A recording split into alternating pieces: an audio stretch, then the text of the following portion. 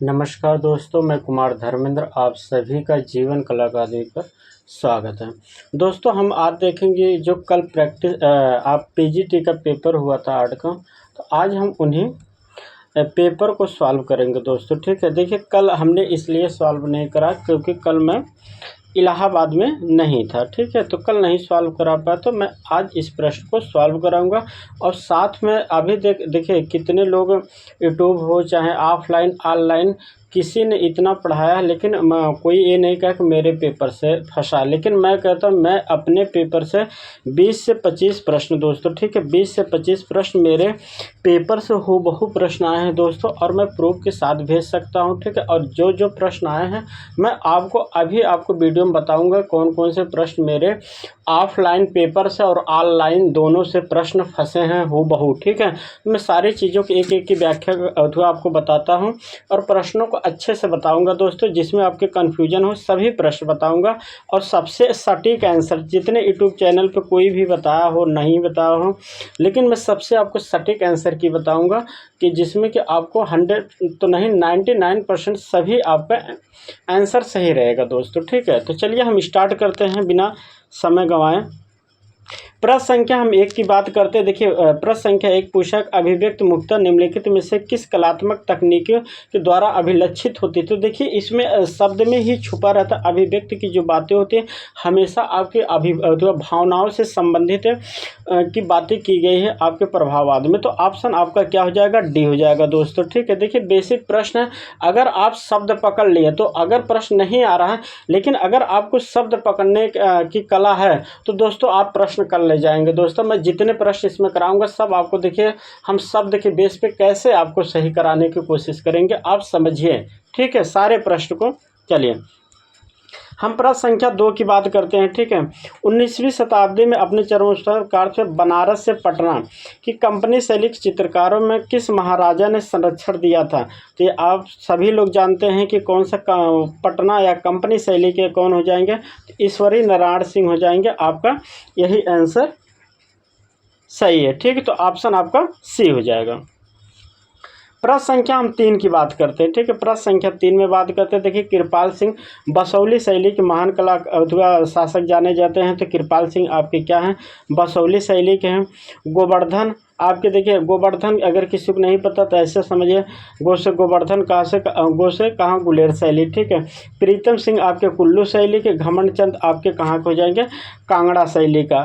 तो इस तरह के आप प्रश्न सॉल्व कर सकते हैं दोस्तों। ठीक है, तो ऑप्शन आपका क्या हो जाए, 1 का 3 है। देखिए 1 का 3 किसी में है ही नहीं, आप ऐसे लगा दीजिए। ठीक है, चलिए प्रश्न संख्या बात करते हैं हम 4 की। प्रश्न संख्या 4 सूची 1 2 को मिलाना है दोस्तों। ठीक है, तो ये प्रश्न संख्या 1 और 2 को सूची से मिलाना है। तो सी यू सेंग का हो जाएगा दोस्तों वाइटल मीटर हो जाएगा। ठीक है, क्या हो जाएगा, वाइटल मीटर। और बी का हो जाएगा दोस्तों 3 तूलिका द्वारा अवस्थी विशेष का अंकन हो जाएगा। और चिंग इंग बेई की हो जाएगा दोस्तों हो जाएगा सी का। तो सी का हो जाएगा दोस्तों उचित दृश्यांकन के लिए। और 1 का हो जाएगा डी। तो इसका आंसर हो जाएगा दोस्तों क्या, ऑप्शन ए सही हो जाएगा। चलिए प्रश्न संख्या हम बात करते हैं 5 की।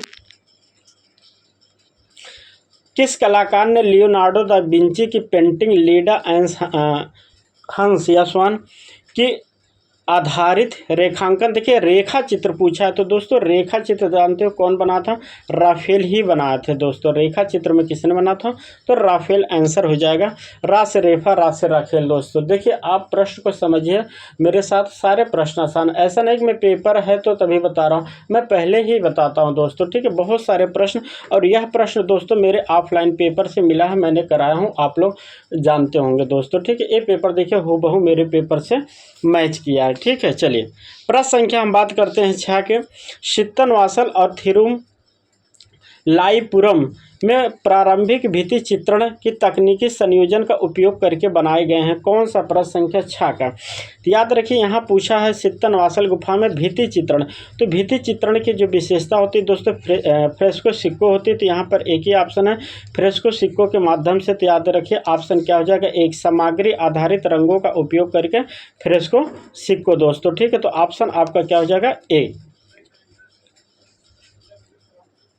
प्रश्न संख्या हम बात करते हैं 7। प्रश्न संख्या 7 की बात करते हैं। किस कलाकार को पटना कलम चित्रकला का अग्रदूत माना जाता है? तो देखिए कंपनी शैली का या पटना शैली के एक ही महान कलाकार थे जो आपके सेवक राम थे। सभी कलाकारों में सबसे महान कलाकार के रूप में यही जाने जाते हैं। ऐसे तो 8-9 चित्रकार थे, लेकिन सबसे महान के रूप में सेवक राम को ही जाना जाता है। प्रश्न संख्या 8 की बात करते हैं। जैन शैली कि प्रमुख शैलीकृत विशेषताएं क्या हैं? तो देखिए धुंधली रेखाएं, कोमल टोटल, ये सब कुछ नहीं। तो ऑप्शन क्या हो जाएगा आपका? एक, पतली तार नुमा रेखी रूपरेखा। ये आपके दोस्तों यह जो लाइन है दोस्तों एकदम आपको हूबहू एनसीईआरटी में लाइन दिया गया है, ठीक है। ये जो लाइन आपको प्रश्न पूछा गया दोस्तों हूबहू आपके एनसीईआरटी से प्रश्न पूछा गया। ये आपके एनसीईआरटी का प्रश्न है, ठीक है। जो पढ़े होंगे उनको पता होगा दोस्तों, इसलिए मैं पढ़ा हूँ तो मुझे पता है कि ये प्रश्न आपके एनसीईआरटी के प्रश्न है। चलिए प्रश्न संख्या हम 9 की बात करते हैं। हुमायूं ने भारत के किन 2 फारसी कलाकारों को आमंत्रित किया था? दोस्तों देखिए यह प्रश्न इंपॉर्टेंट, और मेरे दोस्तों ऑफलाइन पेपर में दोस्तों मैं जो टेस्ट कराता हूँ ऑफलाइन में इलाहाबाद में दोस्तों, उसमें यह प्रश्न आपको मिलेगा दोस्तों। जिनके जो स्टूडेंट वीडियो देख रहे हैं उनके पास अगर मेरा ऑफलाइन पेपर सभी होगा तो आप किसी पेपर में देखिए यह प्रश्न दोस्तों मेरा आपको हूबहू लाइन टू लाइन आपको देखने को मिलेगा ऑफलाइन पेपर में। देखिए 2 प्रश्न मैंने आपको बता दिया, ठीक है। 9 तक पहुँचे और 2 प्रश्न मैंने बता दिया कि ऑफलाइन पेपर में। और जिनको नहीं विश्वास होगा तो ऑफलाइन पेपर अगर आपके पास है आप सारे पेपर को देखिए, उसमें यह प्रश्न आपको हूबहू मिलेगा दोस्तों, ठीक है। चलिए प्रश्न संख्या हम बात करते हैं 10 की। भारत में एक्सरे शैली की चित्रकारी की सांस्कृतिक जो रूप है परंपरा है वह तुलनीय किसके है? तो देखिए एक चीज़ बता दो, जो यहाँ बात की गई है कि एक्सरे शैली। तो देखिए एक्सरे शैली की मैं आपको एक विशेषता पहले भी बताया था और आज भी बता रहा हूँ एक्सरे शैली की, ठीक है। कि एक्सरे शैली जब मैं पढ़ाया था प्रागैतिहासिक काल दोस्तों, जो यूट्यूब चैनल पे लोग जुड़े होंगे उनको पता होगा। जब मैं प्रागैतिहासिक काल पढ़ा रहा था तो एक्सरे शैली आपको बताया था प्रागैतिहासिक काल में, ठीक है। एक्सरे शैली कहाँ बताया था? आपके प्रागैतिहासिक काल में मैंने एक्सरे शैली की चर्चा की गई। तो इसमें देखिए आप प्रश्न को समझिए, जो मैं बता रहा हूँ कि आप शब्द से ही पकड़ सकते हैं कि नहीं भी प्रश्न आ रहा फिर भी आप प्रश्न को कर सकते हैं सिर्फ। लेकिन अगर आप मेरे अकॉर्डिंग अगर प्रश्न पढ़े हैं तो, या मेरे अकॉर्डिंग अगर आप प्रश्न पढ़े हैं या मेरा प्रैक्टिस सेट किए हैं तो दोस्तों आप प्रश्न को बहुत आसानी से कर पाएंगे, ठीक है। बहुत आसानी से अगर कर पाएंगे, ठीक है। लेकिन अगर आप पढ़े हैं तो मेरे अकॉर्डिंग, ठीक है। चलिए अब हम बात करते हैं एक्सरे शैली की। तो देखिए इसमें लिखा भारत के एक्सरे शैली, ठीक है, कि चित्रकारी। तो एक्सरे शैली जब मैं प्रागैतिहासिक पढ़ाया था तो उसमें भी मैंने एक्सरे शैली की चर्चा आपसे किया था। तो एक्सरे शैली कहाँ? प्रागैतिहासिक काल। तो इसमें देखिए प्रश्न में छुपा है कि ऑस्ट्रेलियाई आदि शैल चित्रकला, जो शैल चित्रकला होती है कहाँ आपको? तो प्रागैतिहासिक काल को ही तो शैल चित्रकला कहा जाता है। मैं यही बताना चाह रहा हूँ कि प्रागैतिहासिक काल में आपको एक्सरे शैली का किया गया। एक्सरे शैली का मतलब जो मानव आकृतियों को, हड्डियों को दिखाया जाता दोस्तों, उससे संबंधित होता। अब देखिए मैंने एक्सरे शैली की बात किया था जब प्रागैतिहासिक पढ़ा था। तो अगर भारत की करें तो रोप दोस्तों एक स्थान है जिसमें एक्सरे शैली की विशेषता रोप, जो उत्तर प्रदेश में पड़ता है मिर्ज़ापुर के अंतर्गत। तो रोप एक स्थान है दोस्तों, ठीक है, जहाँ से आपके एक्सरे शैली के साक्ष्य मिलते हैं। तो कहाँ हो गया आपको? देखिए दोनों चीज़ें मैंने समझा दिया कि अगर यूरोपियन में पूछे तो ऑस्ट्रेलियाई आदिवासी शैल चित्रकला क्या है? प्रागैतिहासिक है। और फिर मैंने क्या बताया मिर्ज़ापुर में जो मिला है रोप से एक्सरे शैली। तो देखिए दोनों चीज़ें मैच करती हैं। अगर आप थोड़ा सा मेरा पेपर सॉल्व किए होंगे ऑफलाइन तो ये प्रश्न को कर पाएंगे दोस्तों आसानी से, क्योंकि ये सारे प्रश्न मैंने ऑफलाइन पेपर में मैं कराया हूँ दोस्तों, ठीक है। चलिए प्रश्न संख्या हम बात करते हैं 11। तो दोस्तों इसका क्या हो जाएगा? Option A. प्रश्न संख्या मैं 11 की बात करता हूँ, ठीक है। जियोर्जियान के अधूरे छोड़े हुए चित्रों को किन दो कलाकारों ने पूर्ण किया था, ठीक है। देखिए जियोर्जियान जो है वेनिस के कलाकार हैं, पहली चीज़ मैं बता रहा हूँ, ठीक है। वेनिस के कलाकारों में तो देखिए वेनिस के कलाकारों सर्वप्रथम कलाकार के रूप में जाना जाता है जियोर्जियान को। उसके बाद आते हैं देखिए लियोनार्डो विंची हैं, डोनाटेल्लो हैं, पिकासो हैं, तो ये सभी पहले के कलाकार हैं या बहुत बाद के। लेकिन इनके समकक्ष कौन से कलाकार थे, तो टिशियन थे। तो जैसे अगर मेरे समकक्ष कोई है तो दोस्तों अगर मैं काम अधूरा छोड़ूंगा तो जो मेरे समकक्ष है वही काम करेगा ना।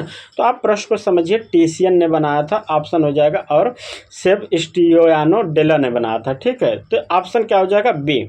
देखिए आप प्रश्न को अच्छे से समझ के पढ़ेंगे मेरे साथ तो कभी नहीं भूलेंगे। इसीलिए मैं बार बार कहता हूं कि आप ऑफलाइन या ऑनलाइन मेरे अगर पेपर आप सॉल्व करे होंगे तो मैं उम्मीद करता हूं कि आप अच्छे से प्रश्न कर पाएंगे। 80 से तो 85 से तो 90 प्रश्न आप कहीं नहीं, ऐसा नहीं कि नहीं कर पाएंगे। सिर्फ अगर मेरा ऑफलाइन पेपर, कम से कम ऑफलाइन पेपर मेरा आपके पास अगर 60 पेपर है तो कर पाएंगे, श्योर है, ठीक है। क्योंकि जो पेपर है सभी में आपको प्रश्न देखने को मिलेगा। अब किसी के पास 10 होगा, 20 होगा तो कैसे प्रश्न कर पाएंगे, ठीक है। चलिए मैं आगे प्रश्न देखता हूँ। प्रश्न संख्या 12, भित्ति चित्रण में बोनो फ्रेस्को को फ्रेस्को सिक्कों से अलग कैसे करता है, ठीक है। प्रश्न संख्या आपका क्या है, 12। तो देखिए 12 में क्या पूछा, आप प्रश्न को बढ़िया से आप समझिए। पूछा है बोनो फ्रेस्को को फ्रेस्को सिक्कों से क्या अलग करता है। तो देखो फ्रेस्को सिक्कों से पूछा है ना, तो आप प्रश्न को समझिए क्या पूछा, फ्रेस्को सिक्कों से। तो फ्रेस्को सिक्कों में क्या होता है, ज़्यादातर सूखा, जबकि इसके बारे में पूछा अलग पूछा है तो फ्रेस्को बुनो। फ्रेस्को बुनो में आप सभी लोग जानते हैं गीली प्लास्टर पे भित्ति चित्रण होता है। तो ऑप्शन क्या हो जाएगा, सी हो जाएगा दोस्तों, ठीक है। देखिए प्रश्न को आप समझ के करेंगे तो प्रश्न आप कर पाएंगे और गलत नहीं होगा, ठीक है। अगर ऐसे बिना पढ़े तेज़ी के साथ करेंगे तो गलत कर देंगे, ठीक है। चलिए प्रश्न संख्या हम बात करते हैं 13 की। एडवर्ड मुख द्वारा बनाया गया अभिव्यक्ति चित्रण में चमकीले रंगों के माध्यम से भावनात्मक। देखिए मैंने पहले प्रश्न बनाया था कि अभिव्यक्तिवाद किससे संबंधित है, भावनात्मक से। देखिए यही प्रश्न है।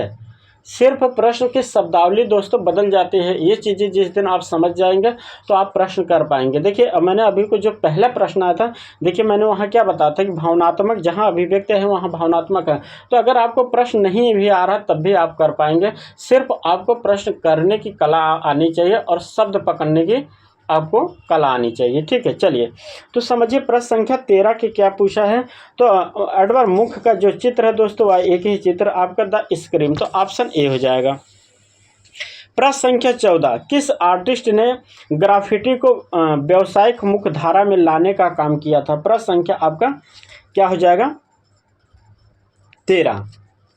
तो दोस्तों ग्राफिट की बातें अगर हम करते हैं ये क्या हो जाएगा, तो समझ रहे हैं इसका आंसर हो जाएगा ऑप्शन बी हो जाएगा, नोवा। दोस्तों यह प्रश्न दोस्तों ऑफलाइन पेपर में आपको देखने को मिलेगा। और मैं अभी याद है मुझे, मैं प्रश्न की बता रहा हूं दोस्तों, 54 से लेके 56 तक प्रैक्टिस सेट जिसके पास है 3-4, उसमें यह प्रश्न आपको देखने को मिलेगा ऑफलाइन में। आप जाके देख लीजिए, नहीं तो सोचेंगे कि सर ऐसे कह रहे हैं। जिस पेपर में अगर पेपर आपके पास है तो देखिए 8-9 से संबंधित एक प्रश्न मैंने बनाया था कि 8-9 से संबंधित किस में व्यवसाय के रूप में कार्य होता है। इस तरह के प्रश्न आपको प्रश्न संख्या 54, 55, 56 में 3-4 में आपको देखने के किसी में एक प्रश्न में कराया हूँ, मुझे याद है। तो आप देखिए श्योर है दोस्तों, ठीक है। मैं गारंटी के साथ कहता हूँ 100% दोस्तों मेरे पेपर से प्रश्न आपको 20 से 25 प्रश्न आए हैं, ठीक है। 20 से 25 प्रश्न मेरे ऑफलाइन और ऑनलाइन मिला के प्रश्न आए हैं हूबहू। इसलिए मैं कहता हूँ मेरे ऑफलाइन पेपर और ऑनलाइन पेपर टेस्ट सीरीज जरूर लीजिए,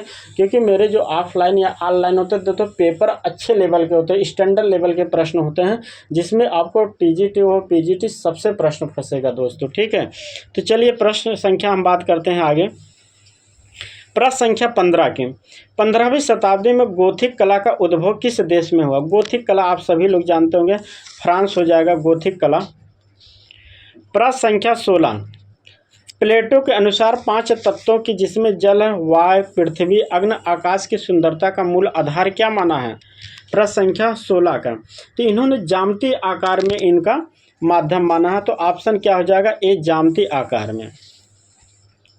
प्रश्न संख्या 17, किस मुगल कलाकार को नादिर उल अस्र की उपाधि दी गई थी। दोस्तों यह तो बहुत सरल प्रश्न है, ये तो प्रश्न कोई नहीं गलत कर सकता, आप सभी लोग जानते हैं। तो नादिर उल अस्र की उपाधि किसे दिया गया था? तो याद रखिए ऑप्शन सी हो जाएगा मंसूर को। प्रश्न संख्या 18 की बात करते हैं, मुगल और दक्षिणी शैलियों में मिश्रण हड़ौती शैली पूछा। हड़ौती शैली उप शैलियत, हड़ौती शैली में तीन शैलियाँ दोस्तों मैंने बताया हूँ कि आपका कौन हो जाएंगे। हड़ौती शैली में बूंदी, कोटा, झाड़ावाड़, तीन है मुख्य शैली, तो ऑप्शन क्या हो जाएगा? ए हो जाएगा। प्रश्न संख्या 19, इसमें सम्मिलित करना है दोस्तों, ठीक है। प्रश्न संख्या 19 का तो देखिए जो मेरे अकॉर्डिंग इसका आंसर हो जाएगा दोस्तों, इसमें हो जाएगा स्वर्ग और मानव की एकता की बात कर। देखिए यहाँ एकता साफ, मैंने कहा नहीं, मेरे आप अगर शब्द पकड़ेंगे तो आप प्रश्न एग्जाम हॉल में कर पाएंगे। मैंने कहा कि स्वर्ग और मानव की एकता की बात कर, मानव की प्रकृति के बीच सामंजस्य, एकता की बात करता है, सामंजस्य की बात करता है, तो ऑप्शन ए हो जाएगा। सामंजस्य और अंतर की बात करता है, अंतर का मतलब क्या होता है? विभिन्नता होती है, विभिन्नता, तो विविधता के साथ संतुलन की ओर ले जाना, तो ऑप्शन नहीं जाएगा। तो निष्क्रियता हो जाएगा 3 और 4। इस तरह आपके जो ये प्रश्न है दोस्तों एक दूसरे के आमने सामने एकदम सटीक लिखे गए हैं। तो इसका हो जाएगा एक का पहला, बी का दूसरा, सी का तीसरा और डी का चौथा। तो ये आपका आंसर हो जाएगा दोस्तों इसका, ठीक है। तो आप लोग देख सकते हैं ऑप्शन में डी है, ठीक है। चलिए प्रश्न संख्या हम बात करते हैं 20 की। प्रश्न संख्या 20, तैयार लघु चित्रों में घोटने या चमकाने के लिए सामान्यतः किस पत्थर का प्रयोग किया जाता है? तो देखो ये प्रश्न आपको पता है आसीन है। एक एक पत्थर होता है दोस्तों, हकीक पत्थर होता है, जिसे एक भी कहा जाता है, हकीक पत्थर होता है दोस्तों, ठीक है। ये मैंने जब ऑफलाइन पेपर मैं स्थापत्य कला पढ़ा रहा था पब्लिक ग्रुप में, तब ये चीज़ों को मैंने आपको बताया था। ये भी प्रश्न दोस्तों, ठीक है, मैंने पढ़ाया था पब्लिक ग्रुप में, तब ये मैंने चीज़ों को बताया था। चलिए प्रश्न संख्या हम बात करते 21, गोथिक चित्रकला में स्थानिक गहराई का विकास तकनीकी नवाचार से संबंधित है। तो क्या हो जाएगा? प्रश्न संख्या 21 का। तो पूछा गोथिक में अस्थायी गहराई की विकास की तकनीकी का बात किया दोस्तों। तो गोथिक शैली में आपको पता है, गोथिक जो शैली है दोस्तों, यह किसके? रोमनस कला के विकसित भाग है। आप समझिए मेरी बात को, गोथिक कला क्या है? रोमनस कला के विकसित भाग है गोथिक शैली, ठीक है। और गोथिक शैली मुख्यतः किस पे निर्धारित थी? तो रेखी परिप्रेक्ष्य पर और रेखी परिप्रेक्ष्य पर आधारित थी। तो ऑप्शन क्या हो जाएगा? सी हो जाएगा। देखो इस तरह अगर प्रश्न आप पढ़ के करेंगे तो प्रश्न सही कर पाएंगे। देखिए दोनों चीज़ों की समझिए, गोथिक शैली में गहराई के बातें करता है, तो गोथिक शैली में ज़्यादातर जो रेखी परिप्रेक्ष्य या रोमनस कला की बातें किया गया है, तो वह किसमें? रोमन्स कहते हैं। इसलिए आप गोथिक से संबंधित किससे हो जाएगा? रैखिक परिप्रेक्ष्य। ऑप्शन इसका क्या हो जाएगा? तो सी हो जाएगा दोस्तों। प्रश्न संख्या 22 की बात करते हैं,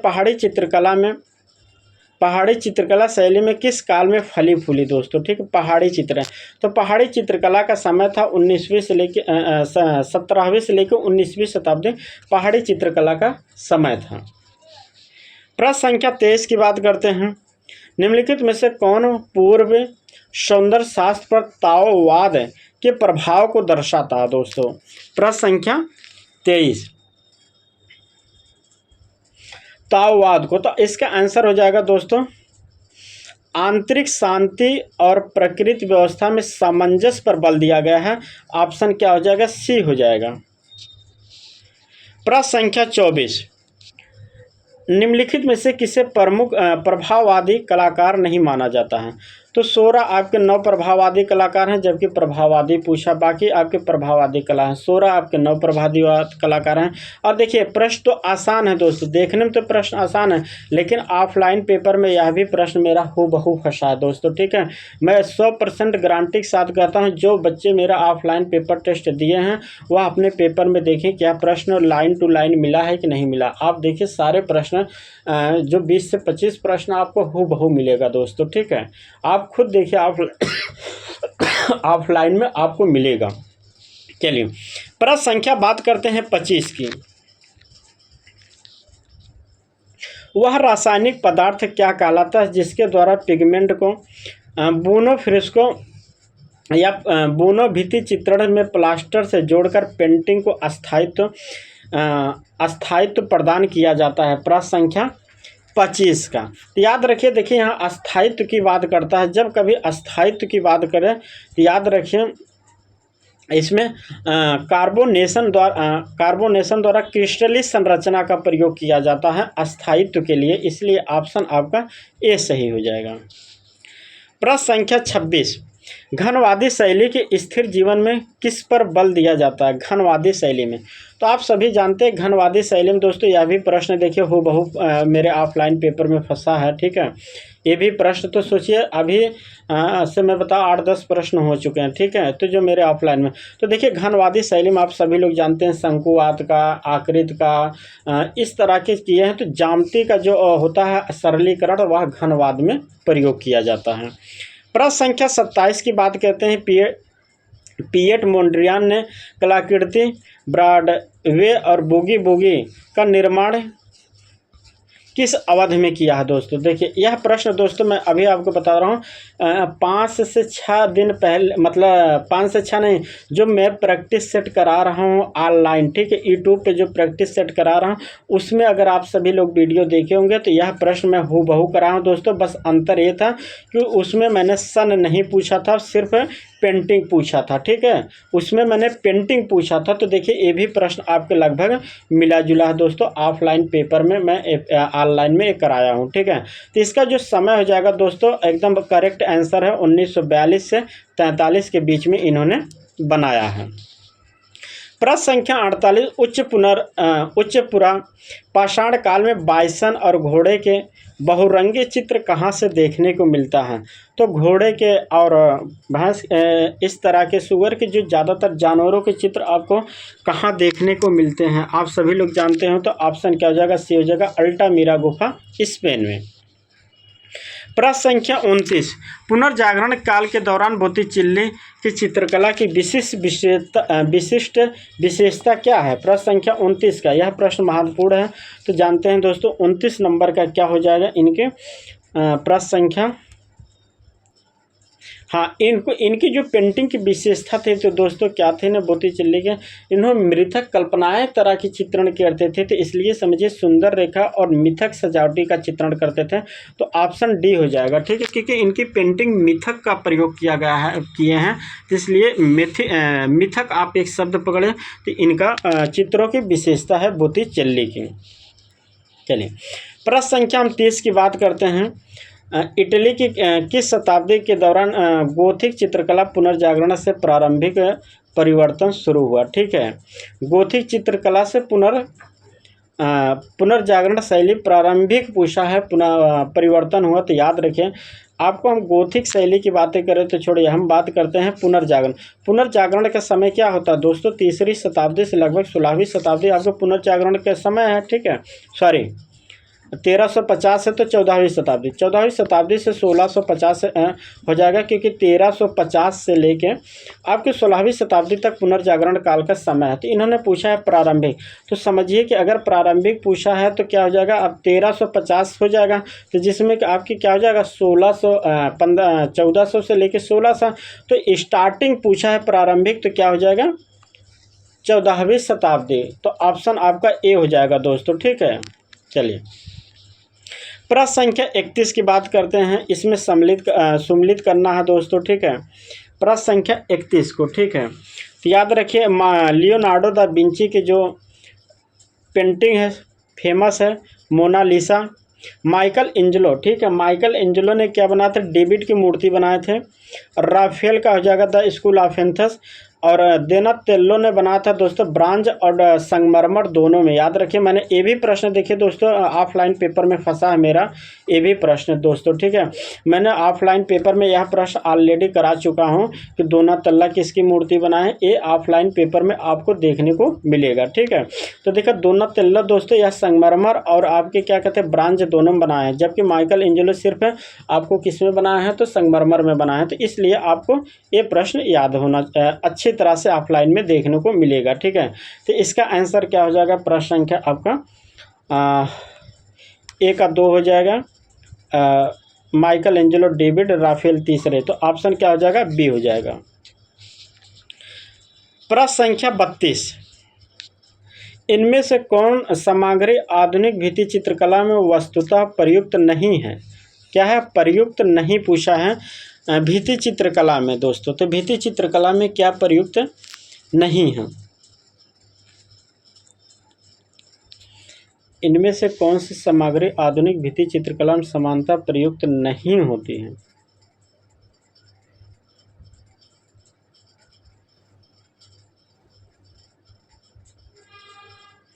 तो देखिए इसमें पूछा नहीं है, तो आधुनिक भित्ति चित्रण, तो दोस्तों ऑप्शन बी हो जाएगा। प्राथमिक में बाधनिक ज्वालामुखी का थोड़ा किया जाता है प्रयोग, ए ऑप्शन आपका हो जाएगा गलत हो जाएगा, तो ऑप्शन बी सही हो जाएगा।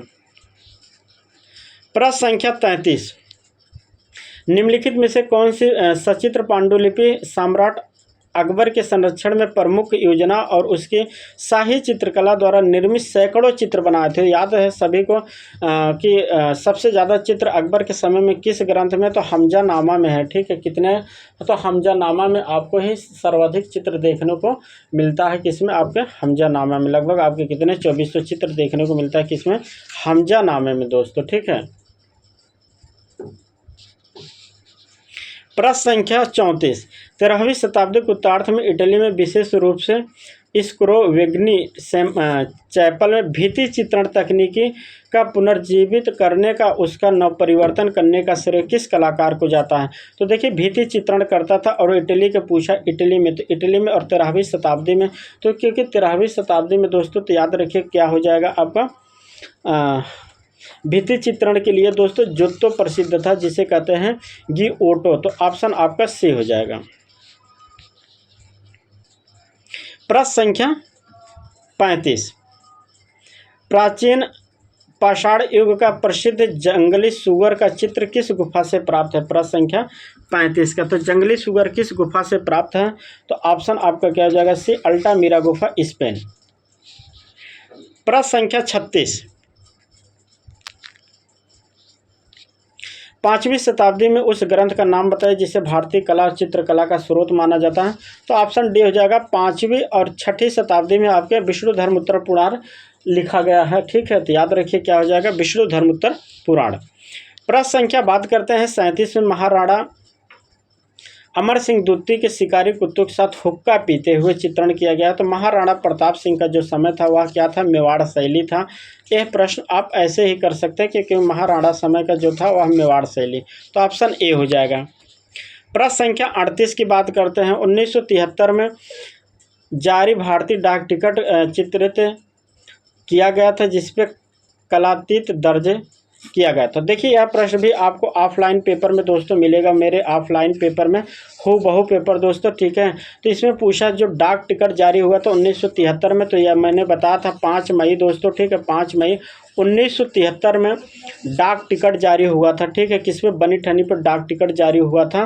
तो ऑप्शन आपका बी हो जाएगा। किस पे? बनी ठनी। दोस्तों ऑफलाइन पेपर दोस्तों जिसके पास होगा दोस्तों, मैं 100% आपको गारंटी के साथ कर सकता हूँ, जिसके पेपर पास ऑफलाइन पेपर है मेरा। ठीक है, जिसके पास ऑफलाइन पेपर है, आप खुद पेपर देखिए यह पेपर आपके पेपर में है कि नहीं दोस्तों। ठीक है, अगर नहीं होगा तो मैं आपको प्रूफ के साथ भेजूंगा, अगर आपको नहीं मिलता तो मैं आपको प्रूफ। तो देखिए मेरे कितने प्रश्न आपको हूबहू मिले हैं दोस्तों, इसलिए कहता हूं कि ऑफलाइन हो या ऑनलाइन मेरे पेपर आपको एग्जाम में हमेशा फंसते हैं, चाहे LT हुआ, KBS हुआ, MRS हुआ, सभी में दोस्तों मेरे पेपर फंसे हैं और इसमें भी देखिए आपको फंसा है। और जिसके पास ऑफलाइन पेपर है आप जाके देखिए यह प्रश्न मिला है कि नहीं हूबहू। और उसमें आपको मैं ये भी बताऊं कि 5 मई 1973 में बनी ठनी डाक टिकट जारी हुआ था। ठीक है, आप जाके पेपर को देखिए अच्छे से, फिर आप खुद कहेंगे हाँ सर आप सही कह रहे हैं। चलिए प्रश्न संख्या 39, किस रोमांटिक चित्रकार ने the raft of the Medusa चित्र के लिए जाना जाता है जिसमें नाटकीय और भावनाओं पर बल दिया गया है? प्रश्न संख्या 39 का याद रखिए मेडुसा का चित्र किस कलाकार ने बनाया था? तो आपको देखिए कुछ करना नहीं है मेडुसा का जो, और वो भी पूछा रोमांटिक कलाकार। ठीक है, तो रोमांटिक कलाकार में तो आपके गोया हैं और डेविड क्या कहते हैं जेरी कार्ल्ट हैं। ठीक है, लेकिन जानिए कि इसमें मेडुसा का पूछा है तो प्रश्न संख्या आप खुद ही जान जाते हैं कि जेरी कार्ल्ट हैं जो प्रमुख रूप से रोमांटिक कलाकार में जाने जाते हैं। प्रश्न संख्या 40 का, भारतीय कला में कौन से प्रवृत्ति इंस्टॉलेशन और परफॉर्मेंस आर्ट के लिए जानी जाती है दोस्तों। ठीक है, यह प्रश्न दोस्तों मैं भी, यह देखिए ऑफलाइन पेपर में मैं ऑनलाइन में यह पेपर मैं कराया हूँ। प्रैक्टिस सेट आप जाके देखिए, सभी प्रैक्टिस सेट उसमें मैंने कराया हूँ कौन से आधुनिक समय में इंस्टॉलेशन और परफॉर्मिंग के लिए कौन से बदलाव, तो उसमें न्यू मीडिया की जगह क्या था, कंप्यूटर आर्ट था। ठीक है, बस इतने अंतर था, न्यू मीडिया या कंप्यूटर आर्ट के रूप में ये प्रश्न था दोस्तों। आप जाके ऑफलाइन ऑनलाइन में जाके देखिए, यह प्रश्न हूबहू मिला है दोस्तों। ठीक है, मेरे कम से कम आपको दोस्तों बता रहा हूँ कि 20 से 25 प्रश्न ऐसे हैं जो हूबहू मिले हैं। ठीक है, सिर्फ आप वीडियो अगर देखिए तब आप खुद कहेंगे हाँ सर ये पेपर मेरा ऑनलाइन में मिला है, उसमें सिर्फ मैंने न्यू मीडिया की जगह कंप्यूटर आर्ट लिखा था, आप जाके देख लीजिए। ठीक है, हूबहू यही प्रश्न है दोस्तों। ठीक है, चलिए प्रश्न संख्या बात करते हैं 41 के, बाइजेंटाइन कला में स्वर्ण की पृष्ठभूमि का प्रतीक है। बाइजेंटाइन कला में स्वर्ण की पृष्ठभूमि का प्रतीक पूछा है, तो देखिए पृष्ठभूमि का जो प्रतीक है दिव्य प्रकाश और स्वर्गीय क्षेत्र के रूप में किया गया, ऑप्शन बी हो जाएगा। प्रश्न संख्या 42, किस दार्शनिक ने सौंदर्य को इंद्रियगत या इंद्रिक और तर्क संगत मानव स्वभाव को सामंजस्य के रूप में महत्व दिया है। प्रश्न संख्या क्या हो जाएगा 42, तो ऑप्शन आपका बी हो जाएगा, फ्रेडरिक शिलर। प्रश्न संख्या 43, सिमोन मार्टिन की सबसे महान कृति कौन है दोस्तों। ठीक है, सबसे महान कृति कौन है दोस्तों, तो ऑप्शन सी हो जाएगा, द एनंसिएशन। प्रश्न संख्या 44, किसके आह्वान पर घर पर चित्र साधना ना करें नंदलाल बोस ने भारतीय स्वतंत्रता के आंदोलन में चित्र बनाए थे। तो आप सभी लोग जानते हैं कि नंदलाल बोस किससे प्रभावित थे, तो महात्मा गांधी से, तो ऑप्शन आपका डी हो जाएगा। प्रश्न संख्या 45, कौन सी समकालीन कला व्यावसायिक छवियों को ललित कला के साथ संयोजित करने की विशेषता रखता है और एक विशेषता रखती है, एंडी वारहोल जैसे कलाकारों का लोकप्रिय बनाई दोस्तों। तो देखिए इसमें पूछा एंडी वारहोल, ठीक है, अब सही है। ठीक है, तो इसमें देखिए पूछा एंडी वारहोल, तो एंडी वारहोल किस वाद के कलाकार थे, आप सभी लोग जानते हैं पॉप कलाकार के थे। ठीक है, पॉप कलाकार के थे, जो आपके कहाँ शुरू हुई थी, तो लंदन में पॉप कला की शुरुआत हुई थी, याद रखें लंदन में पॉप कला की शुरुआत हुई थी। और पॉप कला पूछा एंडी वारहोल, तो एंडी वारहोल दोस्तों पॉप कला के थे। तो प्रश्न आसान है, सिर्फ आप शब्द को समझिए, और जल्दबाजी में करेंगे तो प्रश्न गलत कर देंगे। शब्द को पढ़ के थोड़ा सा टाइम तो जरूर लगेगा, क्योंकि प्रश्न स्टैंडर्ड लेवल का है। ठीक है, प्रश्न बहुत टफ है, न सरल है, पेपर कह सकते हैं स्टैंडर्ड है थोड़ा सा, तो प्रश्न अच्छे। लेकिन जो मेरे स्टूडेंट मैं बता रहा हूँ ऑफलाइन पेपर किया, उनके लिए यह पेपर कुछ नहीं हो, समझिए वह कितना भी कम करेगा तो 90+ प्रश्न करके आएगा, अगर अच्छी तरह से दोस्तों। ठीक है, मैं गारंटी के साथ, क्योंकि 20 से 25 प्रश्न तो मेरे हूबहू फंसे हैं दोस्तों। ठीक है, चलिए प्रश्न संख्या 46 की बात करते हैं। रोमन सिक्कों प्रिंटिंग में परतों के विशेष में निम्नलिखित में से बंधक के रूप में ऐतिहासिक रूप में पहचान की गई है। प्रश्न संख्या 46 का तो महत्वपूर्ण है दोस्तों। देखिए इसमें पूछा बंधक के रूप में ऐतिहासिक, ठीक है, क्या पूछा है, और यहाँ सिक्को पेंटिंग दिया। ठीक है, देखो फ्रेस्को सिक्को भी दिया रोमन में, और बंधक के रूप में प्रश्न संख्या क्या दिया है, बंधक के रूप में। तो देखिए बंधक के रूप में क्या होता है, आपके इमल्सन बाइंडर और अंडा का प्रयोग टेम्परा में किया जाता है फ्रेस्को चित्रण में। तो ऑप्शन क्या हो जाएगा, ऑप्शन आपका ए हो जाएगा। ठीक है, तो प्रश्न संख्या 46 का क्या हो जाएगा, ए हो जाएगा। प्रश्न संख्या 47 में बाइजेंटाइन गिरजाघरों में गर्भगृह में नींव को अलग करने वाली अलंकृत स्क्रीन का नाम क्या है। ठीक, तो अलंकृत करने वाली स्क्रीन का नाम दोस्तों क्या हो जाएगा, ऑप्शन सी हो जाएगा, आइकोनोस्टेसिस है, ऑप्शन सी हो जाएगा। प्रश्न संख्या 48, असित कुमार हलदार को लखनऊ आर्ट कॉलेज में प्रिंसिपल कब नियुक्त हुआ था। देखिए यह भी प्रश्न मेरे ऑफलाइन या ऑनलाइन दोनों में मैं कराया हूँ। यह प्रश्न हूबहू फंसा दोस्तों, ठीक है। इंपॉर्टेंट प्रश्न मैंने अभी आपको जल्दी भी बताया था। 1925 से लेकर 45 तक असित कुमार हलदार लखनऊ आर्ट कॉलेज में प्रिंसिपल के रूप में थे। तो ऑप्शन क्या हो जाएगा, डी। दोस्तों यह मेरा पेपर ऑफलाइन ऑनलाइन में दोनों फंसा है। जो स्टूडेंट ऑफलाइन या ऑनलाइन मेरे पेपर किया है दोस्तों, यह प्रश्न कर ले जाएगा, ठीक है। सारे प्रश्न आपको बता रहा हूँ कि मैं 20 से 25 बता रहा हूँ, ज़्यादा ही प्रश्न मेरे आप अथवा चाहे ऑनलाइन ऑफलाइन से फंसा दोस्तों, ठीक है। चलिए प्रश्न संख्या 49, जो लोग ये सोचते हैं कि ऐसे प्रश्न आए किसी के यूट्यूब चैनल से नहीं पसंद है, मेरे आप ऑफलाइन पेपर करिए, उसमें से आपको देखिए प्रश्न आपको देखने को मिलेगा। मैं कहता हूँ आपके जिसके पास 60 प्रैक्टिस सेट होगा, कम से कम 60, देखिए आपको अगर 25 पेपर ना मिले हो बहुत, तब मुझे बताइए। हूबहू प्रश्न फंसे हैं, लेकिन आपके पास प्रैक्टिस सेट होनी भी तो चाहिए। अगर होगा तो आप प्रश्न कर पाएंगे, ठीक है। चलिए प्रश्न संख्या हम बात करते हैं सौंदर्य शास्त्र में इनवल कांड का प्रमुख योगदान पर विचार कीजिए। इम्यून कांड के प्रमुख योगदान पर विचार कीजिए। तो जो कांड का प्रमुख विचार था वह क्या था, याद रखिए कांड का प्रमुख विचार क्या था। तो यह व्यक्तिपरक निर्णय लेने में क्षमता करते थे, सार्वभौमिक रूप से साझा किया गया एक व्यक्तिपरक निर्णय इनका प्रमुख रूप से सिद्धांत माना जाता है। किसका, कांड का। प्रश्न संख्या 50,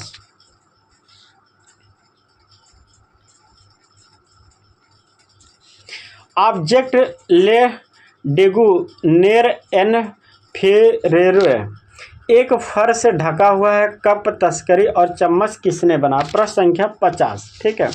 तो प्रश्न संख्या 50 का आंसर क्या हो जाएगा, तो प्रश्न संख्या 50 का आंसर हो जाएगा डी, हो जाएगा मैरिट होपेनहाइपर, ठीक है। तो ऑप्शन डी हो जाएगा दोस्तों। चलिए प्रश्न संख्या 51 की बात करते हैं, थॉमस मोर की किस पुस्तक में आदर्श समाज का वर्णन किया गया है। तो याद रखिए ऑप्शन ए हो जाएगा यूटोपिया। यूटोपिया जो पुस्तक है थॉमस रो की, इसमें उन्होंने समाज की बात किया है, समाज का वर्णन किया है, ठीक है। क्योंकि रिपब्लिक पुस्तक उनकी है ही नहीं है, ठीक है। रिपब्लिक पुस्तक प्लेटो की है दोस्तों, ठीक है। चलिए प्रश्न संख्या 52, राजस्थानी चित्रकला को मुगल चित्रकला से अलग एक विशिष्ट शैली के रूप में वर्गीकृत करने का अग्रणी रूप से किसे माना जाता है। तो यह देखिए हो जाएगा आपका ऑप्शन सी, आनंद कुमार स्वामी को। प्रश्न संख्या 53, दिल्ली शिल्पी चक्र ग्रुप की स्थापना कब हुई थी। तो 1949 में हुई थी। दिल्ली शिल्पी चक्र ग्रुप की स्थापना कब हुई थी, तो याद रखिए पूरा 25 मार्च 1949 को दिल्ली शिल्प चक्र ग्रुप की स्थापना हुई थी। प्रश्न संख्या 54, निम्नलिखित में से कौन से चित्रकला शैली युग में सुमलित गलत बताया है, गलत। याद रखिए रसिक प्रिया मेवाड़ शैली के, राधा किशनगढ़ अनिरुद्ध सिंह हाड़ा बोधी शैली के हैं। लेकिन रागनी भैरवी दोस्तों या बीकानेर शैली का नहीं, बल्कि कहाँ का है, बोधी शैली में, याद रखिए। और राग भैरवी कहाँ संग्रहित, तो इलाहाबाद संग्रहालय में, ये भी आप याद रखिए, ठीक है। चलिए प्रश्न संख्या बात करते हैं 55 की, फ्रेस्को चित्रण की। देखिए जो प्रश्न अभी करा ये भी प्रश्न आपको मिले हैं, ठीक है। चलिए फ्रेस्को चित्रण की प्रक्रिया में कौन सा शब्द गीले प्लास्टर की परत को दर्शाया, जिसके कारण, छोटा कर लेते हैं दोस्तों, ठीक है, जिसके कारण प्रबंधन अत्यंत महत्वपूर्ण हो जाता है। तो देखो फ्रेस्को चित्रण की जो प्रक्रिया को माना है गीले प्लास्टर के में, तो गीले प्लास्टर के लिए कौन सा जाना जाता है, प्रश्न संख्या 55। तो एक चीज़ याद रखिए, ठीक है, गीले प्लास्टर के लिए, ठीक है। देखिए आप प्रश्न को समझिए, मैं आपको समझा रहा हूँ ऐसे कि आपको रट जाएगा, ऐसे नहीं सिर्फ आंसर बता रहा हूँ, ठीक है। देखिए फ्रेस्को चित्रण में पूछा प्रक्रिया में कौन सा गीले प्लास्टर के परत को दर्शाता है, जिसके कारण इस समय प्रबंधन अत्यंत महत्वपूर्ण माना जाता है, ठीक है। तो देखो फ्रेस्को सिक्को आपको सूखा हो जाएगा, ठीक है। और भित्ति चित्रण में क्या है, फिर भित्ति चित्रण में दोनों आते हैं, ठीक है। भित्ति चित्रण में सूखा गीला, तो ये होगा नहीं, तो ठीक है, इससे कोई मतलब नहीं। तो इसका हो जाएगा इन टोनाको हो जाएगा, ठीक है। इन टोनाको होता क्या है दोस्तों, यह जो बूनो भित्ति चित्रण होती है ना, तो ब्यूनो भित्ति चित्रण के अंतिम परत का नाम होता है, याद रखिए, ठीक है। क्या है? ब्यूनो भित्ति चित्रण जो होता है दोस्तों ने, ब्यूनो भित्ति चित्रण, उसके अंतिम जो परत होती है या जिसपे अंतिम रूप से चित्रण किया जाता है उसी का नाम इंटोनाको कहा जाता है, ठीक है। तो याद रखिए, यह प्रश्न एग्जाम के पॉइंट से महत्वपूर्ण है। चलिए प्रश्न संख्या 56 की बात करते हैं। किस अर्थातवादी कलाकार ने प्लास्टर या कांसे में जैविक आकृतियों से मिलती जुलती कोमल और अनाकार मूर्तियां बनाई हैं? प्रश्न संख्या 56 का याद रखिए, प्रश्न संख्या 56 का आंसर क्या हो जाएगा?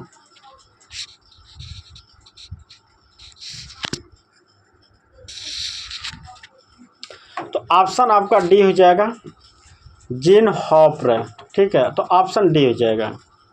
प्रश्न संख्या 57, लास्को गुफा में प्रागैतिहासिक चित्रकला मुख्य रूप से किस प्रकार की विषय वस्तु को दर्शाता है? प्रश्न संख्या 57, तो लास्को गुफा में प्रागैतिहासिक जो मुख्य विषय हुआ किस प्रकार से दर्शाते हैं? प्रागैतिहासिक में चाहे लास्को हो चाहे अल्टामीरा हो, दोनों में जानवरों का चित्रण किया गया है। तो बिना कुछ आप समझे आप लगा दीजिए ऑप्शन डी।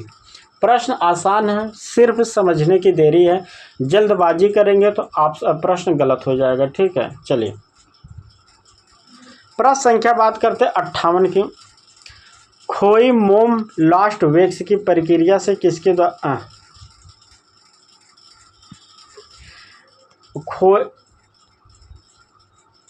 खोई मोम या लास्ट वैक्स की प्रक्रिया से किसके द्वारा महत्वपूर्ण तकनीकी का प्रयोग किया जाता है? प्रश्न संख्या 58 का याद रखिए, लास्ट वैक्स का प्रयोग आपके सिंधु घाटी सभ्यता में या प्रागैतिहासिक कलाओं में बहुत सारी गुफाओं में किया गया है। तो याद रखिए, धातु ढलाई कह सकते हैं। तो लास्ट जिसमें मोम का प्रयोग किया जाता है, लास्ट वैक्स में क्या होता है? मोम का प्रयोग किया जाता है। तो ऑप्शन क्या हो जाता है? धातु की ढलाई। प्रश्न संख्या 59, लियोनार्डो दा विंची के चित्रों में रंगों और रंगतों या टोन्स के बीच संक्रमण की सहज बनाने की कौन सी तकनीकी विकसित की थी? तो यह प्रश्न महत्वपूर्ण है दोस्तों, आप सब लोग जानते होंगे और आसान भी है। ऑप्शन सी हो जाएगा स्फुमाटो। प्रश्न संख्या 60, गोथिक वास्तुकला में भवनों की अत्यधिक ऊंचाई और नुकीले दरवाजों का कला के अन्य रूपों पर क्या प्रभाव पड़ा? प्रश्न संख्या 60, गोथिक वास्तुकला में भवनों की अत्यधिक ऊंचाई और नुकीले खिड़की दरवाजों पर कला के अन्य रूपों में क्या प्रभाव पड़ा? प्रश्न संख्या 60 का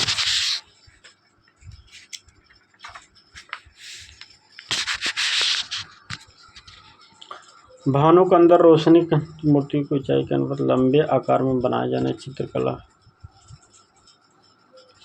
तो ऑप्शन हो जाएगा दोस्तों, गोथिक शैली में भवनों के निर्माण तक सीमित था, क्योंकि इसमें गोथिक शैली में मूर्तियां का कोई साक्ष्य नहीं मिलता है। तो इसका जो ज़्यादातर बेस्ट आंसर हो जाएगा दोस्तों ऑप्शन ए हो जाएगा, ठीक, ऑप्शन ए ही हो जाएगा, ठीक है। चलिए, क्योंकि मूर्तियों की ऊंचाई अनुपात इस तरह के गोथिक शैली में नहीं मिलते, तो ऑप्शन आपका ए हो जाएगा। चलिए प्रश्न संख्या 61 की बात करते हैं। किस रोमांटिक कलाकार को द फाइटिंग टेम्परेरी चित्र के लिए जो पुरानी यादों के लिए जाना जाता है? दोस्तों यह भी प्रश्न आपको ऑफलाइन पेपर में देखने को मिलेगा 100% दोस्तों, ठीक है। और मैं आपको अभी बता रहा हूँ, ठीक है, मैं अभी बता रहा हूँ दोस्तों, यह जो पेंटिंग है दोस्तों हूबहू आपको 4 से 5 पिछले संडे को मैं टेस्ट करा हूँ, जो 4-5 संडे को मैं पिछले संडे को टेस्ट करा हूँ, 4-5 संडे, उसमें यह मैंने चित्र डाला था दोस्तों। और यह महत्वपूर्ण है, देखिए पेपर हूबहू मेरे ऑफलाइन पेपर से मिला हूँ। इस बात से मुझे गर्व है कि मेरे पेपर और आयोग के पेपर काफ़ी मैच किए हैं दोस्तों, इस बात से मुझे गर्व है। और जो बच्चे मेरे ऑफलाइन पेपर दिए होंगे उन्हें पता है दोस्तों, क्योंकि देखिए ऑफलाइन पेपर जो मेरे दिए हैं उनमें यह प्रश्न हूबहू मिला है। और यही प्रश्न मैं आपको बता दूं 5-6 दिन पहले की बात है, मैंने अपने डिस्कशन ग्रुप में भी यह प्रश्न बताया था। मेरे जो पेड ग्रुप के बच्चे हैं, नॉन पेड के, वो भी सब लोग जानते होंगे कि हाँ धर्मेंद्र सर ने सही कह रहे हैं। आप खुद देखिए डिस्कशन ग्रुप में मैंने 5-6 दिन पहले ये भी प्रश्न बताया था, और ऑफलाइन पेपर में आप जाके देखिए उसमें भी यह प्रश्न मैंने हूबहू आपको कराया हूँ। तो यह किसका हो जाएगा? टर्नर का चित्र है दोस्तों। द फाइटिंग टेम्परेरी किसका चित्र है? तो टर्नर का है। ठीक है, चलिए प्रश्न संख्या 62, पुनर्जागरण कला पर तेल चित्रकला के आगमन पर क्या प्रभाव पड़ता है? प्रश्न संख्या 62 का याद रखिए, पूछा तेल चित्रकला का आगमन पर क्या प्रभाव पड़ा पुनर्जागरण में। ठीक है, तो पुनर्जागरण में छोटे कैनवास का थोड़े प्रयोग करते थे, कोई मतलब नहीं, ये सब तो गुमराह करने के लिए दिया है।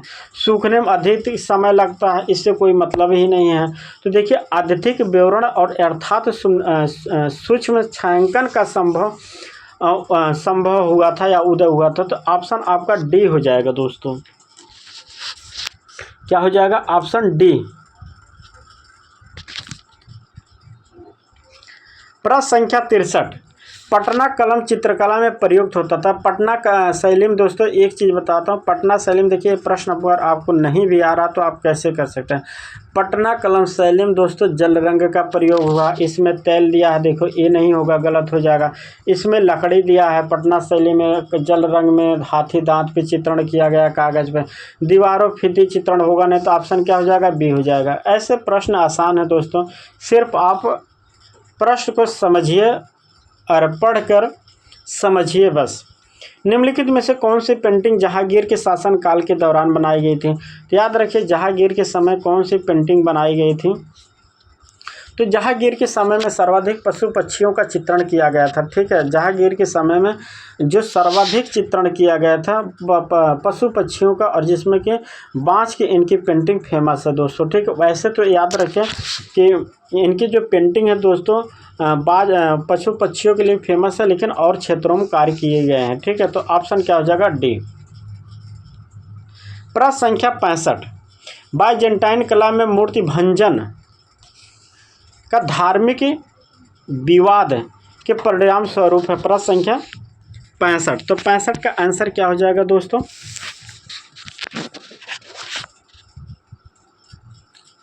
बाइजेंटाइन कला में विनाश किया गया और उस पर आधिकारिक प्रतिबंध लगाया गया।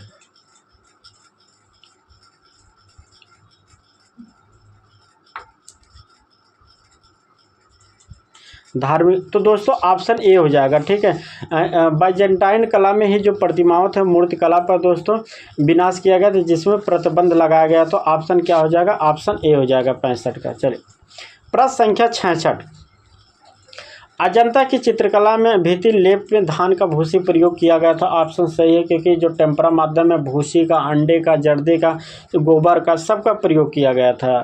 तो याद रखिए, लेकिन पूछा क्योंकि उसके उद्देश्य में दीवारों में मजबूती प्रदान करना, दरारों से बचाना। तो याद रखिए दरारों से बचाना जो भूसी का प्रयोग किया जाता है, एकदम परफेक्ट आंसर है। तो हो जाएगा, दोनों सही है और एक दूसरे की व्याख्या भी करते हैं। तो दोस्तों ऑप्शन क्या हो जाएगा? डी हो जाएगा। प्रश्न संख्या 67, पहाड़ी चित्रकला में स्त्री आकृतियों को समानता किस रूप में दर्शाया गया है? किस रूप में पहाड़ी चित्रकला में समानता किस रूप में दर्शाया गया है? कठोर, आमूर्त, कुछ। तो पहाड़ी चित्रकला में दोस्तों लंबी आंखों, देखिए और जो पहाड़ी चित्रकला या किशनगढ़ शैली वह ज़्यादातर आंखों की उसकी विशेषता है कमर की। तो मानव आकृतियों की बात किया है, तो मानव आकृतियों में सर्वाधिक पहाड़ी और आपके राजस्थानी में देखने को मिलता है। तो पहाड़ी शैली में विशेषता हो जाएगी लंबी आंखों वाली ललितपूर्ण आकृति। प्रश्न संख्या 68, पुनर्स्थापित भित्तिचित्र के टुकड़ों में मोम की उपस्थिति, जिसमें पोम्पई की संभवतः भित्ति चित्रण की बात किया, भित्ति चित्रण के संरक्षण के संदर्भ में किस उद्देश्य से करती है? तो देखिए भित्ति चित्रण, और भित्ति चित्रण हमेशा की जाती है भित्ति चित्रण, फ्रेस्को चित्रण। तो याद रखें नमो अवरोधक में सुरक्षात्मक सतह फिनिश करने के कार्य में, क्योंकि भित्ति चित्रण की बात किया है तो नमो अवरोधक भित्ति चित्रण की ही विशेषता के रूप में जाना जाता है।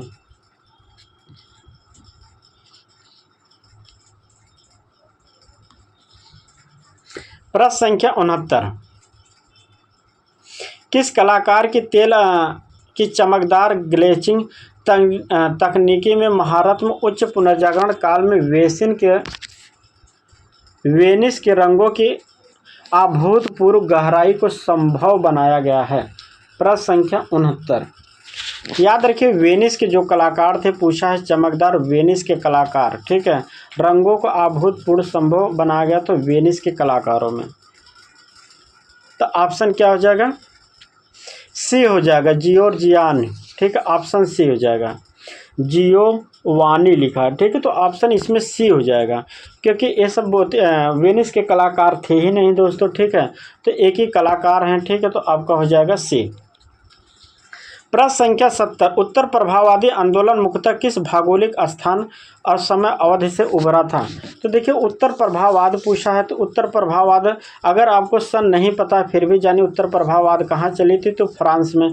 बाकी आपको फ्रांस किसी में दिया नहीं, अगर फ्रांस दिया होता तो आपको एक बार देखना पड़ता। ठीक है, चलिए प्रश्न संख्या बात करते 71 में, अमूर्त अभिव्यक्तवाद की ड्रिप पेंटिंग दोस्तों किस में किया जाता है? तो दोस्तों एक्शन पेंटिंग में ड्रिप पेंटिंग किया जाता है, एक्शन पेंटिंग में।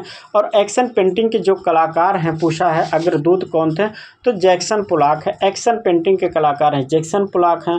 तो प्रश्न आसान है, बस आप थोड़ा सा समझ के करेंगे बस। पहाड़ी चित्रकला में कौन सी शैली अपने कलात्मक सुंदरता और प्रकृति के लिए जानी जाती हैं? पहाड़ी शैली में दोस्तों। ठीक है, तो पहाड़ी शैली में कौन है? तो कांगड़ा हो जाएगा, ऑप्शन डी हो जाएगा।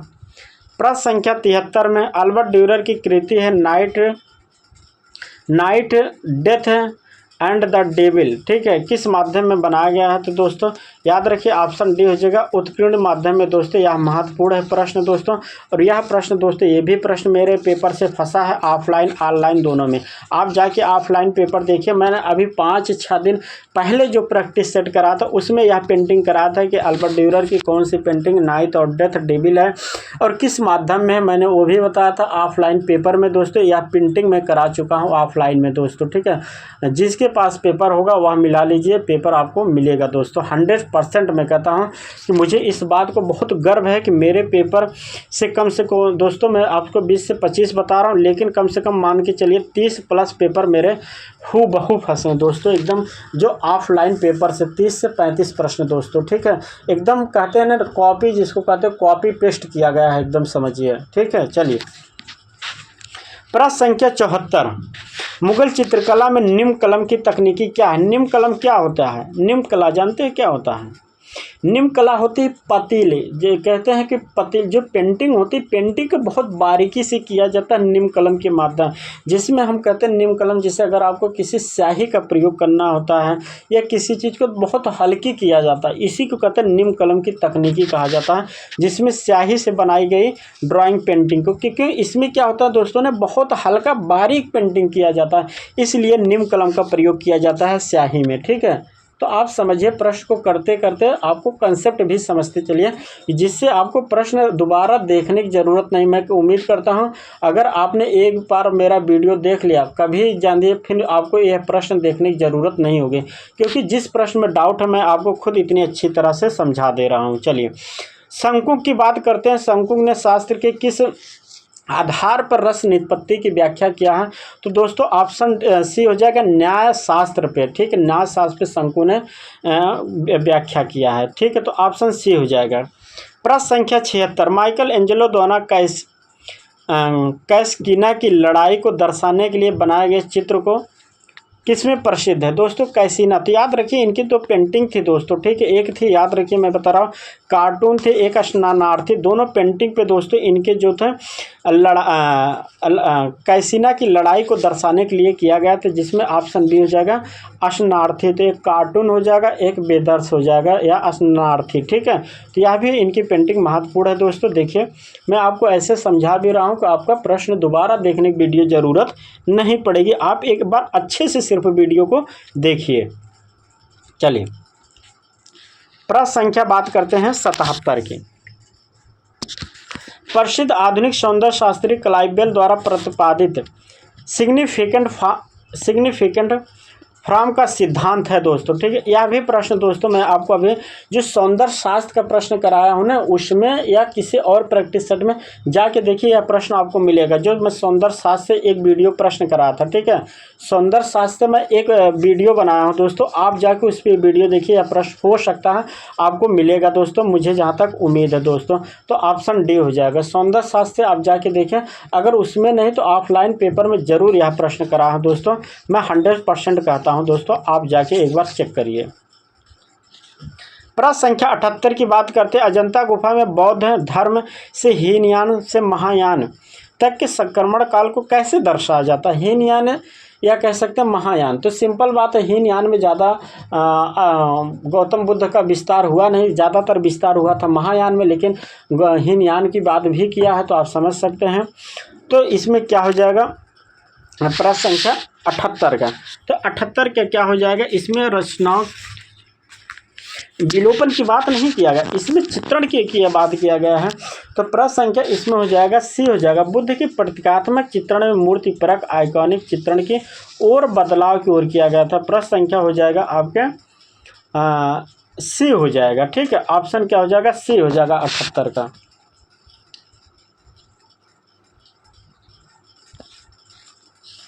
प्रश्न संख्या 79, निम्नलिखित में से किस पुरातात्विक ने मिर्जापुर के जिले में सोरहो घाट है, ठीक है, सोहागी घाट लिखा गया है, कि चित्रों की खोज की थी? प्रश्न संख्या 79 का।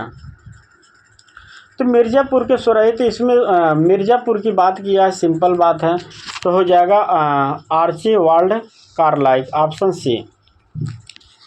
प्रश्न संख्या 80, बसौली शैली में रस मंजरी और गीत गोविंद के चित्रण में की विशेषताओं के संदर्भ में कौन सा कथन सही है? ठीक है, बसौली शैली के रस मंजरी और गीत गोविंद की बात किया, ठीक है। तो इसका जो आंसर हो जाएगा दोस्तों, यह भी प्रश्न आपको मेरे पेपर से मिला हूबहू दोस्तों, महत्वपूर्ण प्रश्न है, ठीक है। यह प्रश्न 100% मेरे ऑफलाइन पेपर में मिला है, मैं एकदम कह सकता हूँ 101% कह सकता हूँ। और अब आपको मैं बता रहा हूँ, जो लोग मेरे वीडियो देख रहे हैं ऑफलाइन के स्टूडेंट, वो समझिए, आपको याद हो जाएगा। मैंने आपको एक प्रश्न करा था, उसमें पूछा था बसौलिक शैली, किस शैली में पहाड़ी शैली के किस शैली में दोस्तों आपको टाक्रिक लिपि का प्रयोग किया गया था? तो याद रखिए, उसमें मैंने बसौली शैली का प्रश्न कराया था एक बार, जबकि मैंने दोबारा करा था जम्मू शैली का। तो ऑप्शन में क्या हो जाएगा, चित्रों के पीछे संस्कृत काव्य के हाशिए के ऊपर टाकरी लिपि का शीर्षक किया गया था। प्रश्न संख्या ऑप्शन डी हो जाएगा दोस्तों। यह महत्वपूर्ण प्रश्न है और मेरे ऑफलाइन पेपर में फंसा दोस्तों, मैं गारंटी के साथ कहता हूँ, जो लोगों के पास मेरा ऑफलाइन पेपर है, कम से कम 50-60 पेपर होगा, आप जाके चेक करिए, यह पेपर मैं आपको कराया हूँ, ठीक है, क्योंकि जो प्रश्न मैं कराया हूँ मुझे याद रहता है दोस्तों, ठीक है। और मुझे इस बात को बहुत गर्व है कि जितना मैं प्रश्न कराया हूँ, कम से कम और ज़्यादातर प्रश्न मेरे ऑफलाइन पेपर से आया है दोस्तों, ठीक है। और ऑफलाइन के स्टूडेंट जो भी प्रश्न देख रहे हैं, जिनके पास ज़्यादा पेपर होगा, तो आप चेक करिए यह प्रश्न आपके पास है कि नहीं। अगर नहीं होगा मुझे कॉल करिए, मैं आपको भेजूंगा प्रूफ के साथ। ऐसे नहीं कह रहा हूँ, ठीक है। जीवन कला अकादमी ऐसी एक संस्था है जो इलाहाबाद में कि सबसे अच्छी टेस्ट सीरीज कराता हूँ ऑफलाइन। ये आज जानिए, पूरे उत्तर प्रदेश की बात कर रहा हूँ कि जितना ऑफलाइन पेपर में मेरे पेपर फंसे हैं, किसी का पेपर नहीं फंसा। और ऑफलाइन पेपर जिनके पास 50-60 तक होगा, उसमें चेक करिए यह पेपर है कि नहीं, यह प्रश्न आपके पेपर में है कि नहीं। आप खुद कहेंगे कि टाकरी लिपि वाला मैंने बसौली शैली में गीत गोविंद से संबंधित आपको प्रश्न करा चुका हूं दोस्तों, ठीक है। सिर्फ आपको प्रश्न पढ़ने की ज़रूरत है, ठीक है। चलिए, प्रश्न संख्या हम बात करते हैं 81 की। प्रश्न संख्या 81 की बात करते हैं। जयपुर भित्ति चित्रण में सबसे अधिक जुड़े और स्वदेशी तकनीकी जिसमें गीली चुने प्लास्टर और रंगतों का प्रयोग किया गया था, तो जयपुरी की बात किया गया है। तो याद रखिए, जयपुरी में आराइश पद्धति का प्रयोग किया गया है। प्रश्न संख्या 82 का, पटना कलम चित्र शैली के पतन के में किस कारक ने योगदान दिया था? प्रश्न संख्या 82 का। तो याद रखिए दोस्तों, यह महत्वपूर्ण प्रश्न है दोस्तों, ठीक है। प्रश्न संख्या 82 का आंसर हो जाएगा फोटोग्राफी में आगमन का प्रिय माध्यम। क्योंकि देखिए, यह प्रश्न मैं समझा रहा हूँ, प्रश्न संख्या 82 कैसे होगा ए, ठीक है।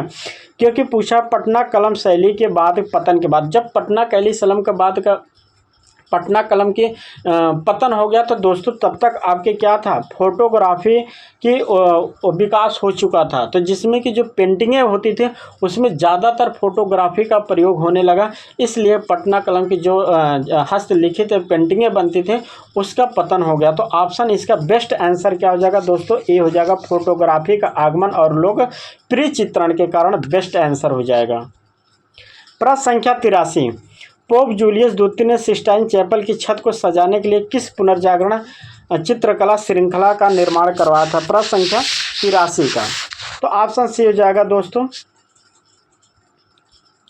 प्रश्न संख्या 84, मुगल चित्रकला में दारा सिकों की बारात का चित्रण किस कलाकार ने किया था? हाजी मदनी ने। दोस्तों यह भी प्रश्न देखो आपको मिलेगा मेरे पेपर में। प्रश्न संख्या 85, पटना कलम की अनूठी कजली स्याही की तकनीकी की में क्या शामिल था? ठीक है, तो क्या शामिल था?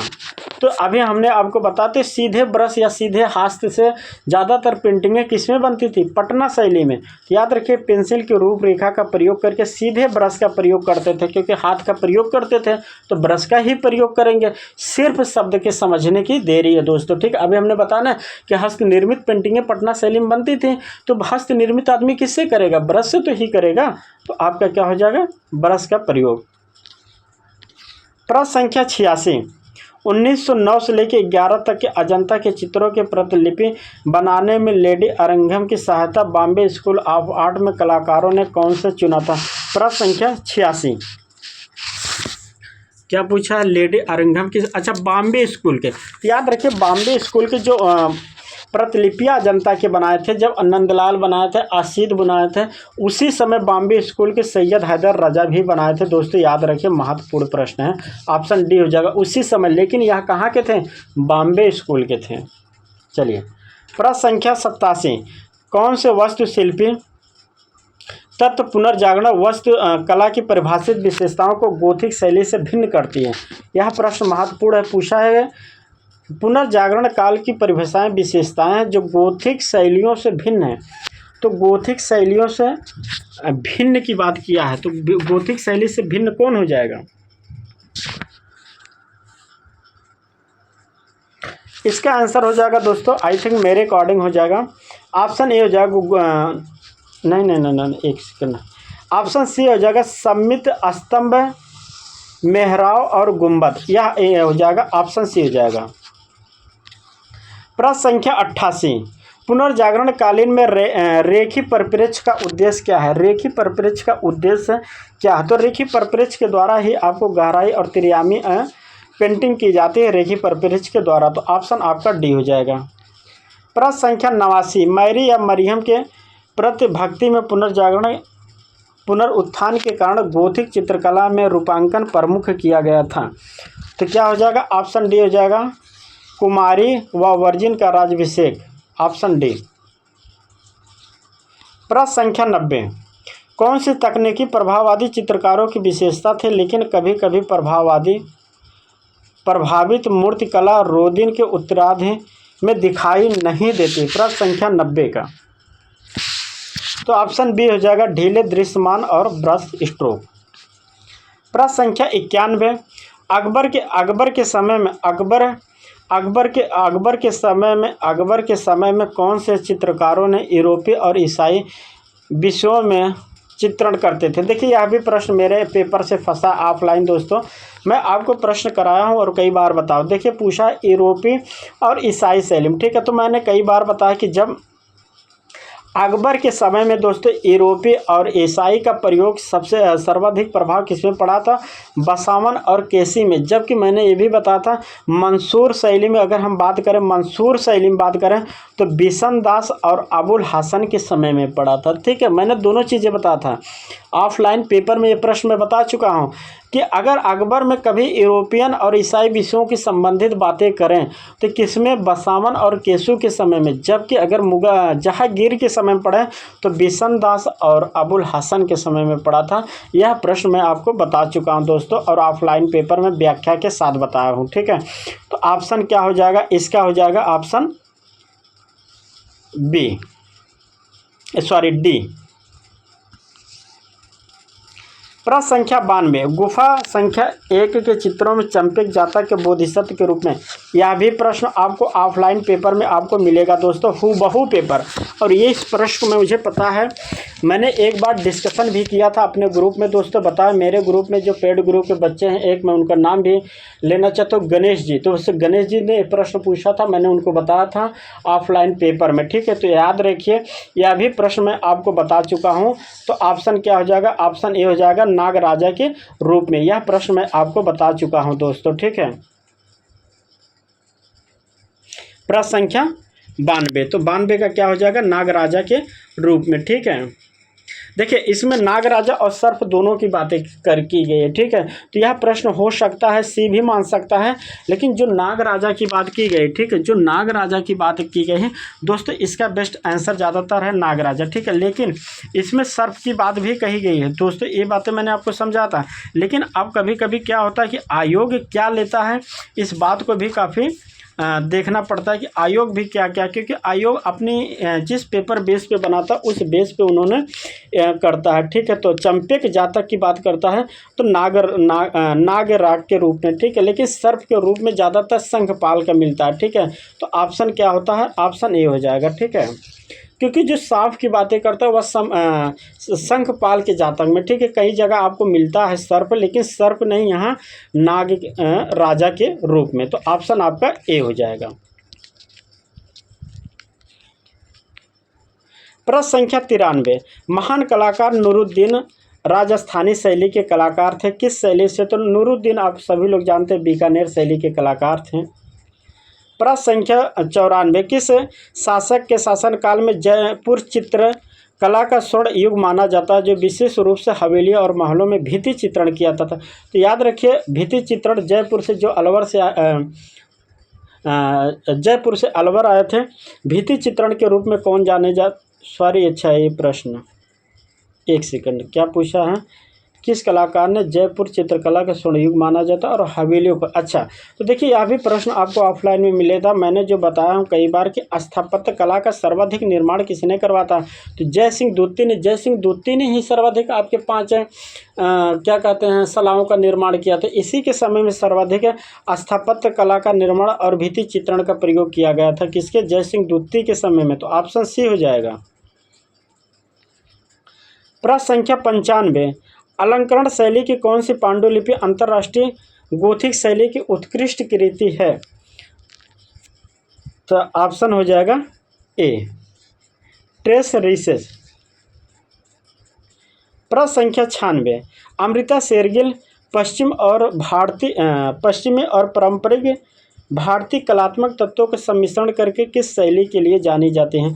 तो आधुनिक, सिंपल बात है, आधुनिक भारतीय चित्रकला के लिए। प्रश्न संख्या 97, पश्चात रोमन चित्रण परंपरा में मीजो फ्रेस्को की तकनीकी विशिष्टता का निर्धारण किस आधार पर किया जाता है? प्रश्न संख्या 97। तो फ्रेस्को की बात किया है दोस्तों, किस आधार पर किया जाता है फ्रेस्को? तो याद रखिए ऑप्शन क्या हो जाएगा, डी। ऑप्शन क्या हो जाएगा, डी, किंचित आर्द्र भूमि की सतह पर टेम्परा माध्यम में प्रयोग। ऑप्शन आपका क्या हो जाएगा, डी। प्रश्न संख्या 98, रॉबर्ट डेला उन्हें ने आर्फिज्म के अनोखे ढंग से किस प्रकार प्रस्तुत किया था? अनोखे ढंग से किस प्रकार प्रस्तुत किया था? प्रश्न संख्या 98। तो ऑप्शन ए हो जाएगा, रंगों के माध्यम से आकार रचना द्वारा। प्रश्न संख्या 99, अमेरिकी चित्रकार चार्ल्स डेमुथ द्वारा कुछ फैक्ट्री इमारतों में पेंटिंग बनाई थी, तो कौन बनाया था? प्रश्न संख्या 99 का। याद रखिए दोस्तों ऑप्शन बी हो जाएगा, माई इजिप्ट ने पेंटिंग जो बनाया था कुछ इमारतों पे, वह अनाज की, दोस्तों याद रखिए अनाज के लिए पेंटिंग, जो दीवारें थी उस पर इन्होंने पेंटिंग बनाई थी, ठीक है। तो जो इमारती फैक्ट्री थी वो अनाज की फैक्ट्री थी जिसपे उन्होंने पेंटिंग बनाई थी, ठीक है, ये भी याद रखिए। तो ऑप्शन बी हो जाएगा, माई इजिप्ट।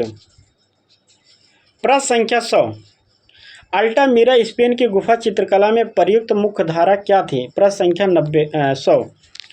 तो अल्टामीरा गुफा में मुख्य रूप से गेरू और चालकोल का चित्रण माध्यम का प्रयोग किया गया है चित्रण का, ठीक है। तो ऑप्शन डी हो जाएगा। प्रश्न संख्या 101, अत्यर्थवादी घोषणा पत्र किसने लिखा था? तो आप सभी लोग जानते होंगे, यह प्रश्न भी कराया चुका हूं मैं कई बार। तो आंद्रे बेते हो जाएगा।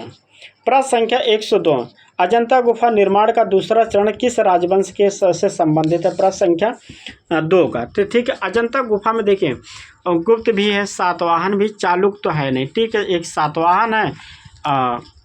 सातवाहन है, गुप्त है, वाटरटैग। तो ये जो आपके हैं तीनों का प्रयोग किया गया, लेकिन इसमें एक चीज़ पूछा है कि दूसरा चरण, तो पहला चरण कौन है, अगर हम पूछे पहला चरण कौन है, इसमें देखिए दूसरा जो चरण है वो तो आपका आंसर हो जाएगा, एक सेकंड दोस्तों पानी पी लेते हैं।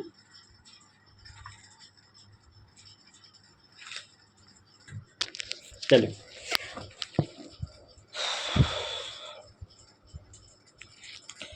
दूसरा चरण, ठीक है,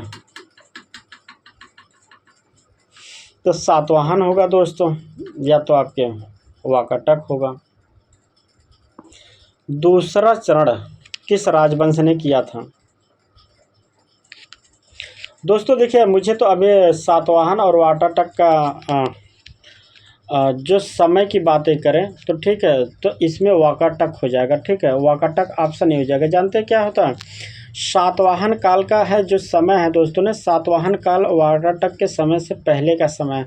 तो वाकाटक का समय था आपके 308वीं से लगभग 16वीं 17वीं जो गुफाएं हैं वाकाटक के समय में, तो ऑप्शन आपका ए ही हो जाएगा दूसरा। पहला पूछता तो सातवाहन हो जाता, ठीक है, पहला पूछता तो सातवाहन, ठीक है, पहला अगर पूछता, ठीक है, यह जो है पहला है दोस्तों, याद रखें, वाकाटक दूसरा है दोस्तों, याद रखें, और गुप्त काल आपका क्या है, तीसरा है, ठीक है, तो आप तीनों याद रखिए, ठीक है, तो ऑप्शन आपका ए हो जाएगा। प्रश्न संख्या 103, अजंता की भित्ति चित्रों में सफेद रंग के लिए किन वर्णकों का प्रयोग किया जाता है? प्रश्न संख्या 103, तो 103 का हो जाएगा, का हो जाएगा काओलिन, चूना, जिप्सम, पत्थर हो जाएगा, ऑप्शन हो जाएगा दोस्तों डी। 103 का क्या हो जाएगा, डी हो जाएगा। प्रश्न संख्या 104 का, उद्योगों के आधुनिक उद्देश्य से कला के क्षेत्र में किस प्रकार प्रभावित है? उद्योग पूछा, उद्योगों के आधुनिक उदय ने कला के क्षेत्र में किस प्रकार प्रभावित किया था? प्रश्न संख्या 104 का। तो ऑप्शन क्या हो जाएगा, डी ही सही हो जाएगा दोस्तों, ठीक है, सभी पारंपरिक तकनीकों को पूर्ण रूप से परित्याग किया था, ठीक है, क्योंकि यहाँ पूछा आधुनिक की बातें करें तो जो परंपराएं थी आधुनिक और परंपरा में अंतर तो यही है कि आधुनिक हम मॉडरेट काम करते हैं, परंपरा जो प्राचीन सभ्यता से चली आ रहे हैं तो उसको हम त्याग करके नई परंपरा, जैसे नई परंपरा में क्या है, इंस्टॉलेशन आ गया है, कंप्यूटर टेक्नोलॉजी आ गया, ये सब जो है आपके एक्शन पेंटिंग, ये सब क्या है आपके आधुनिक ही है ना, तो आपको ऑप्शन डी हो जाएगा दोस्तों। प्रश्न संख्या 105, प्रसिद्ध राजस्थानी लघु चित्रकला चित्रकूट भारत के चित्रकूट में भारत और मिलाप की जो पेंटिंगें बने उसमें कितने चित्र हैं दोस्तों? जो राजस्थानी शैली में चित्रकूट में भरत का राम से मिलाप पेंटिंगें बनी उसमें कुल कितने चित्र हैं? याद रखिए उसमें कुल टोटल कितने 49 चित्र हैं, ऑप्शन बी हो जाएगा 49 दोस्तों। तो इसमें स्पष्ट नहीं दिख रहा तो मैं लिख दे रहा हूँ 49 पेंटिंग है। और किसने बनाया था? गुमान ने बनाया था, ये भी याद रखिए दोस्तों। देखिए मैं आपको सारी चीज़ें डिटेल में बताता हूँ। मैं इस वीडियो को मैं दोस्तों कम से कम 3 घंटा लगता है एनालिसिस करके पूरे एक एक व्याख्या के साथ बताता, लेकिन वीडियो लंबी हो जाती है, उसके लिए मुझे 3 घंटा का समय चाहिए। तो 3 घंटा वीडियो पेपर लगा है, आप लोगों के पास इतना समय नहीं 3 घंटा वीडियो देखेंगे, ठीक है, तो इसलिए व्याख्या करना संभव नहीं हो पाया, ठीक है। चलिए प्रश्न संख्या हम बात करते हैं 106 की। बीकानेर चित्रकला के संदर्भ में उस्ताद अली रजा के बारे में निम्नलिखित कौन सा कथन सत्य है? किसके बारे में? बीकानेर शैली के बारे में और अली रजा के बारे में पूछा है, प्रश्न संख्या 106। तो याद रखिए बीकानेर शैली में के जो थे अली रजा, ठीक है, तो बीकानेर शैली के, तो इसमें देखिए यूरोपीय तैल चित्रण से संबंधित कोई बातें नहीं, पहाड़ी दरबारों में काम किया था, कोई मतलब नहीं। इसमें एक ही आंसर है, दिल्ली के प्रसिद्ध उस्तादों में बीकानेर शैली की नींव रखी थी, तो ऑप्शन क्या हो जाएगा? बी हो जाएगा। प्रश्न संख्या 107, अलेक्जेंडर गॉटलिब बाumgarten को सौंदर्य में निम्नलिखित परिभाषा के लिए जाना जाता है। दोस्तों थोड़ा साफ कम दिख रहा है लेकिन मैं पढ़ दे रहा हूँ। अलेक्जेंडर के गॉटलिब बाumgarten को सौंदर्य शास्त्र के निम्नलिखित परिभाषा के लिए जाना जाता है। तो क्या जाना जाता है, उनकी विशेषताएं क्या है? प्रश्न संख्या 107। तो इसका आंसर हो जाएगा दोस्तों ऑप्शन ए, संवेदी अनुभूति का विज्ञान, ऑप्शन ए हो जाएगा। प्रश्न संख्या 108, कलाकृति पाथेर पंचाली दुर्गा का माध्यम क्या? दोस्तों महत्वपूर्ण है दोस्तों, यह पेंटिंग किसकी, अगर मैं प्रश्न पूछूं पेंटिंग किसकी है, ठीक है। और इस पे ये जो इस पे एक फिल्म भी बनी थी, उस फिल्म के निर्देशक कौन थे? सत्यजीत रे थे। आप प्रश्न को अच्छे से समझिए मैं क्या बोल रहा हूँ। ये जो एक फिल्म का नाम है और एक ही चित्र का नाम है, ठीक है, दोनों का है, ठीक है। पार्थेर पंचाली जो दुर्गा है, पेंटिंग की बातें करता हूँ, तो यह जो पेंटिंग किया है तो दोस्तों किसने बनाया था? नंदलाल बोस की पेंटिंग है। एक चीज़ याद रखिए, किसने? नंदलाल बोस की पेंटिंग है दोस्तों। और किस माध्यम में बना है? तो ये भी याद रखिए, कागज पर जल रंग। तो ऑप्शन क्या हो गया? इसका सी हो गया। लेकिन इस पे किसने फिल्म बनाया? तो सत्यजीत रे ने बनाया था। याद रखिए, सत्यजीत रे दोस्तों, ठीक है। देखिए सारे प्रश्न आपको मैं व्याख्या के साथ बता रहा हूँ कि आपके कंसेप्ट क्लियर हो, ठीक है। पेंटिंग पूछे तो नंदलाल बोस हो जाएगा, ठीक है। जब कभी पेंटिंग पूछे तो क्या हो जाएंगे? आपके नंदलाल बोस हो जाएंगे। कभी फिल्म पूछे तो सत्यजीत रे हो जाएगा दोस्तों, ठीक है। कब बनाए, किस माध्यम में? तो कागज पर जल रंग में नंदलाल बोस की पेंटिंग है। प्रश्न संख्या 109, पूर्वी सौंदर्य के दर्शन के अनुसार किसी कलाकृति में एकता को इसलिए महत्व दिया जाता है क्योंकि, किस लिए महत्व दिया जाता है? प्रश्न संख्या 109 को, तो इसको 9 का हो जाएगा। सौंदर्य आध्यात्मिक की अपेक्षा भौतिक संपदा और बाहरी दिखावे को प्राथमिकता देता है।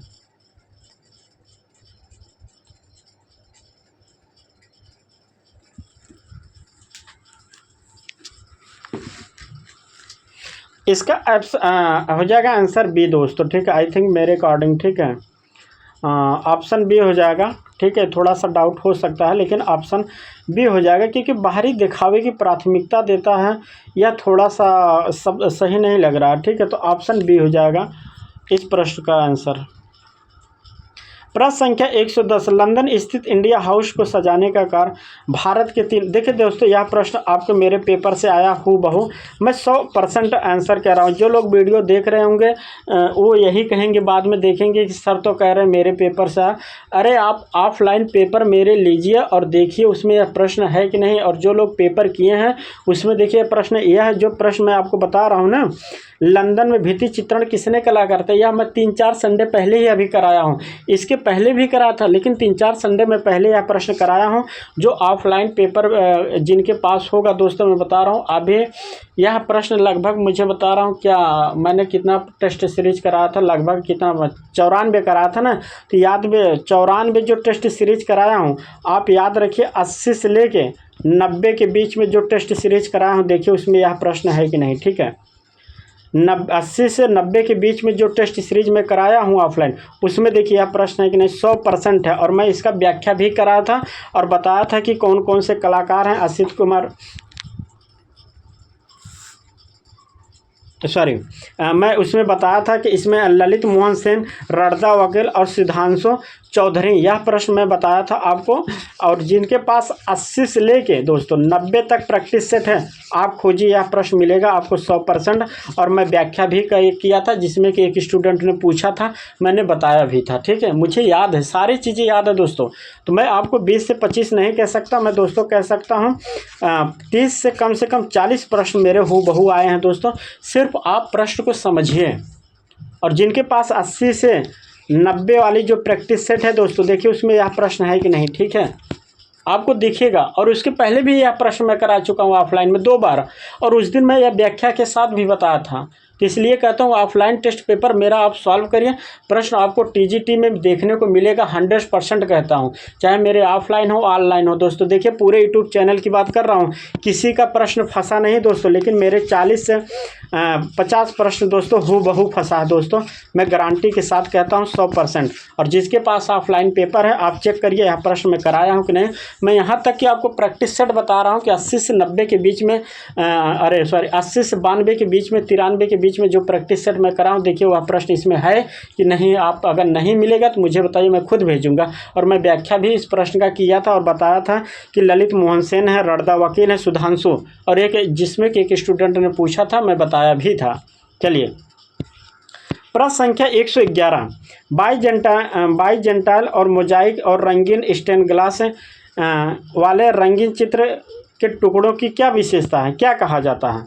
तो सब लोग जानते हो, ऑप्शन डी हो जाएगा टिसेराई। प्रश्न संख्या 112, अजंता की गुफाओं का भौगोलिक रूप विशिष्ट स्थिति क्या दर्शाता है? प्रश्न संख्या 112 के अजंता की भौगोलिक रूप से विशिष्ट स्थिति विशेषता क्या कहलाता है? तो दोस्तों देखिए, भौगोलिक रूप से प्रश्न पूछा है, तो भौगोलिक रूप से क्या है? अजंता गुफा क्या अर्धवृत्ताकार ही तो है, घोड़े की नाल की तरह बनी है, तो अर्धवृत्ताकार चट्टान में खुदाई गई, तो ऑप्शन बी हो जाएगा। अर्धवृत्ताकार भौगोलिक पूछा है, तो भौगोलिक में क्या आएगा, किस तरह उसका आकार है, तो आकार कैसा अर्धवृत्ताकार है, घोड़े की नाल की तरह अजंता, तो ऑप्शन बी हो जाएगा। बेसिक प्रश्न है, सिर्फ आपको समझने की देरी है कि प्रश्न पूछ क्या रहा है। ठीक है, चलिए। प्रश्न संख्या 113, किस कलाकार के परिवार ने पहाड़ी लघु चित्रकला के विकास और बसोली से गुलेर और कांगड़ा की महत्वपूर्ण भूमिका निभाई है? तो आप सभी लोग जानते हैं, गुलेर, कांगड़ा, बसोली सभी शैलियों में कौन घूमता था? एक ही कलाकार थे, नयन सुख, जो आपके सभी शैलियों में घूमते थे आपके। ठीक है, पहाड़ी में भी, गुलेर में भी, कांगड़ा में, सभी में घूमने वाले कलाकार कौन हैं? तो आपके नयन सुख हैं, यही हैं जो आपको घूमते थे। जैसे अनंत कुमार स्वामी थे, पहाड़ी में भी घूमते थे, चित्रकला में भी घूमते थे, राजस्थानी में घूमते थे। कौन? आनंद कुमार स्वामी हो गए, मुल्क राजानंद हो गए, परसी ब्राउन हो गए, कालखंड वाला, ये सब भ्रमण करते थे, क्योंकि इनको आलोचना करने की बहुत जल्दी थी। तो ये सब कला इतिहास के साथ साथ आलोचक थे, कि इनको आलोचना करने की बहुत जल्दी होती थी। ठीक है, इसलिए घूमते रहते थे। चलिए, प्रश्न संख्या 14 की हम बात करते हैं। 100 की कला के क्षेत्र में तिमुरिद संस्कृत किन दो सांस्कृतिक धाराओं का संगम है? प्रश्न संख्या 114। प्रश्न संख्या 114 तो महत्वपूर्ण प्रश्न है दोस्तों, याद रखें। इसमें ऑप्शन ए हो जाएगा चीनी, मंगोलाई और फारसी हो जाएगा ऑप्शन ए। प्रश्न संख्या 115, भारतीय लघु चित्रकला में के संदर्भ में वसली क्या है? वसली क्या है? ये दोस्तों एक धरातल है, आप सभी जानते हैं। वसली क्या है? तो एक धरातल है, चित्रकारी के एक धरातल है जिसपे चिपका कर हस्त निर्मित पेंटिंग बनाया जाता है। प्रश्न संख्या 116, आर्थर शोपेनहावर के अनुसार तात्विक इच्छा या तत्व मीमांसा और मानव पीड़ा के संदर्भ में सौंदर्य चिंतक भूमिका निभाता है। तो प्रश्न संख्या 116 का, तो 116 का क्या हो जाएगा? ऑप्शन सी हो जाएगा, यह शुद्ध बोध माध्यम में मन की इच्छा शक्ति को कुछ समय के लिए मुक्त करता। ऑप्शन सी ही हो जाएगा दोस्तों। ठीक है, प्रश्न संख्या 117, कबीर और रविदास को चित्रित किसने किया था? फकीरुल्लाह खान ने। ये भी आपको पेपर में देखने को मिलेगा ऑफलाइन। ऑनलाइन में भी यह प्रश्न है। ठीक है, ऐसा नहीं कि ऑफलाइन में, ऑनलाइन में है, बस इतना अंतर है कि मुझे ऑफलाइन का पेपर ज़्यादा याद रहता है। ठीक है, ऑनलाइन का कम याद रहता है, क्योंकि ऑनलाइन में डेली टेस्ट कराता हूँ, तो ऑनलाइन का कितना याद रहेगा, लेकिन ऑफलाइन का पेपर सब मुझे याद रहता है। ठीक है, चलिए। प्रश्न संख्या 118, भारतीय कला में मूर्तिकला, भारतीय कला में किस मूर्ति को उसके ओठों पर रहस्यमयी मुस्कान के लिए जाना जाता है? आप सभी लोग जानते होंगे। एक कौन है आपके बनी ठनी है, एक कौन है मोनालिसा, और एक कौन है दीदार गंज अच्छी हैं। ऑप्शन क्या हो जाएगा? डी हो जाएगा। प्रश्न संख्या 119, अलवर के राजगढ़ से किले में शीश महल में सुंदरी भित्ति चित्रण का श्रेय किस कलाकार को दिया जाता है?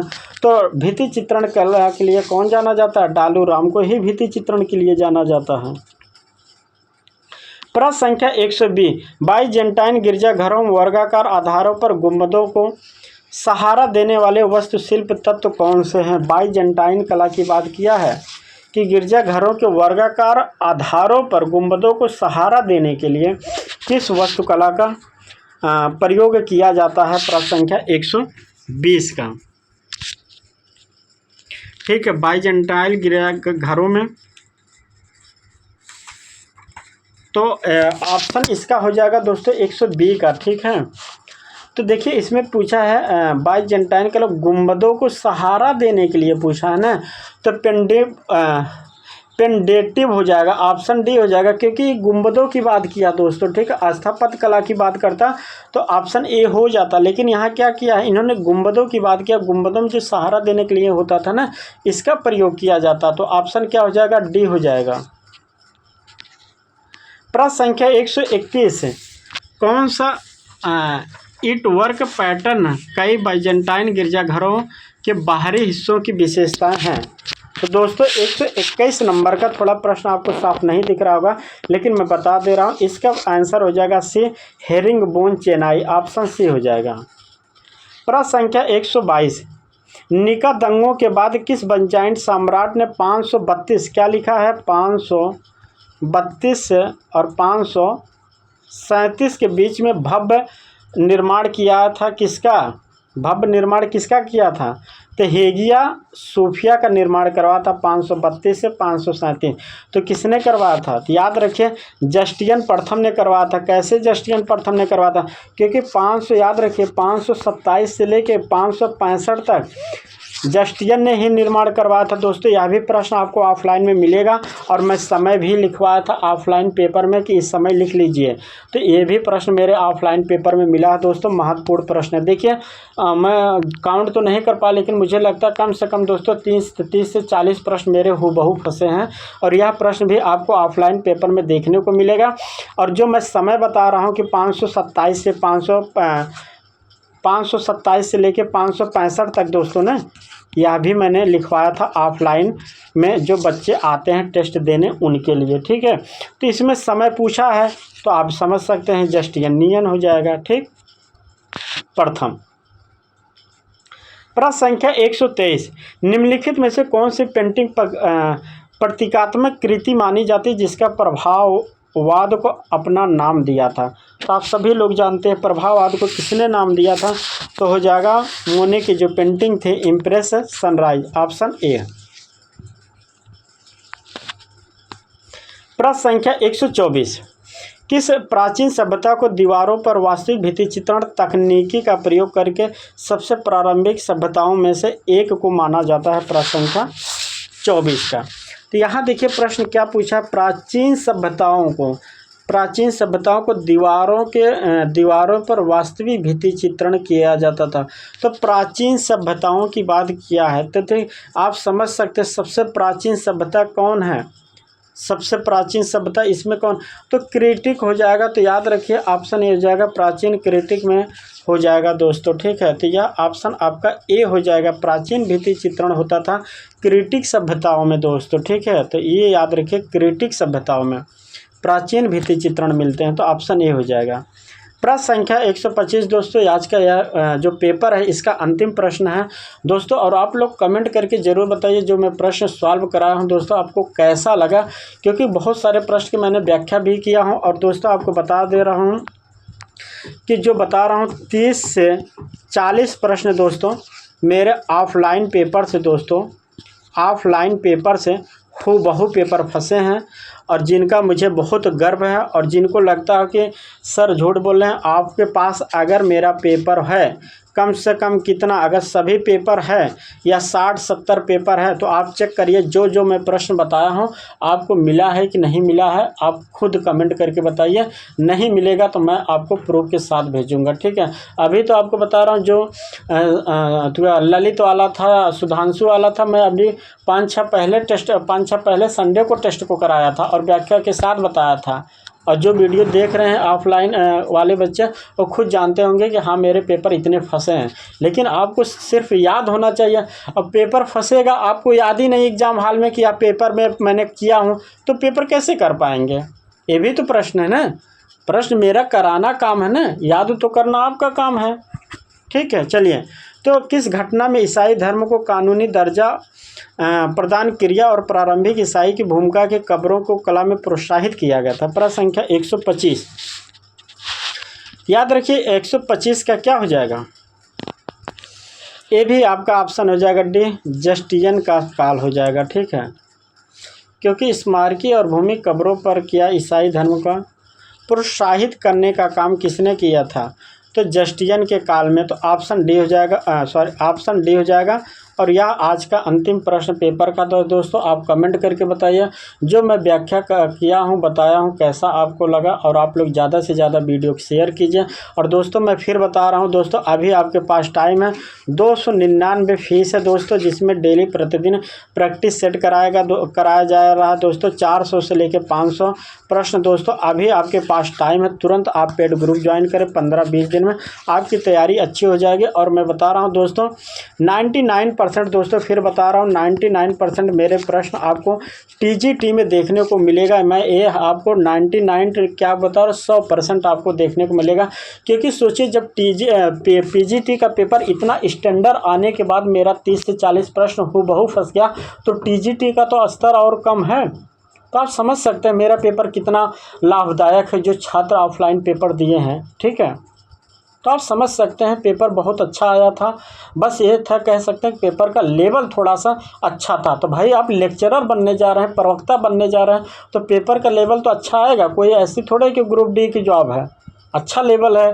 प्रवक्ता बनने जा रहे हैं तो अच्छा लेवल का प्रश्न तो आएगा ही। ठीक है, तो मेरे पेपर में जो ऑफलाइन पेपर में प्रश्न आए थे दोस्तों, वह इतने प्रश्न आए थे, सोचिए कि लगभग 40 प्रश्न आए थे। इसलिए कह रहा हूँ 100% में आपको ऑफलाइन पेपर में देखने को मिलेगा। इसलिए कह रहा हूँ अभी टाइम है। 299 रुपये में दोस्तों आप तुरंत पेड ग्रुप ज्वाइन करें और अपनी एक सीट कन्फर्म करें दोस्तों। ठीक है, फिर दोस्तों मैं मिलता हूँ कल आपको नए वीडियो के साथ दोस्तों। तब तक के लिए धन्यवाद। और वीडियो को आप ज़रूर देखिए और शेयर ज़्यादा से ज़्यादा कीजिए।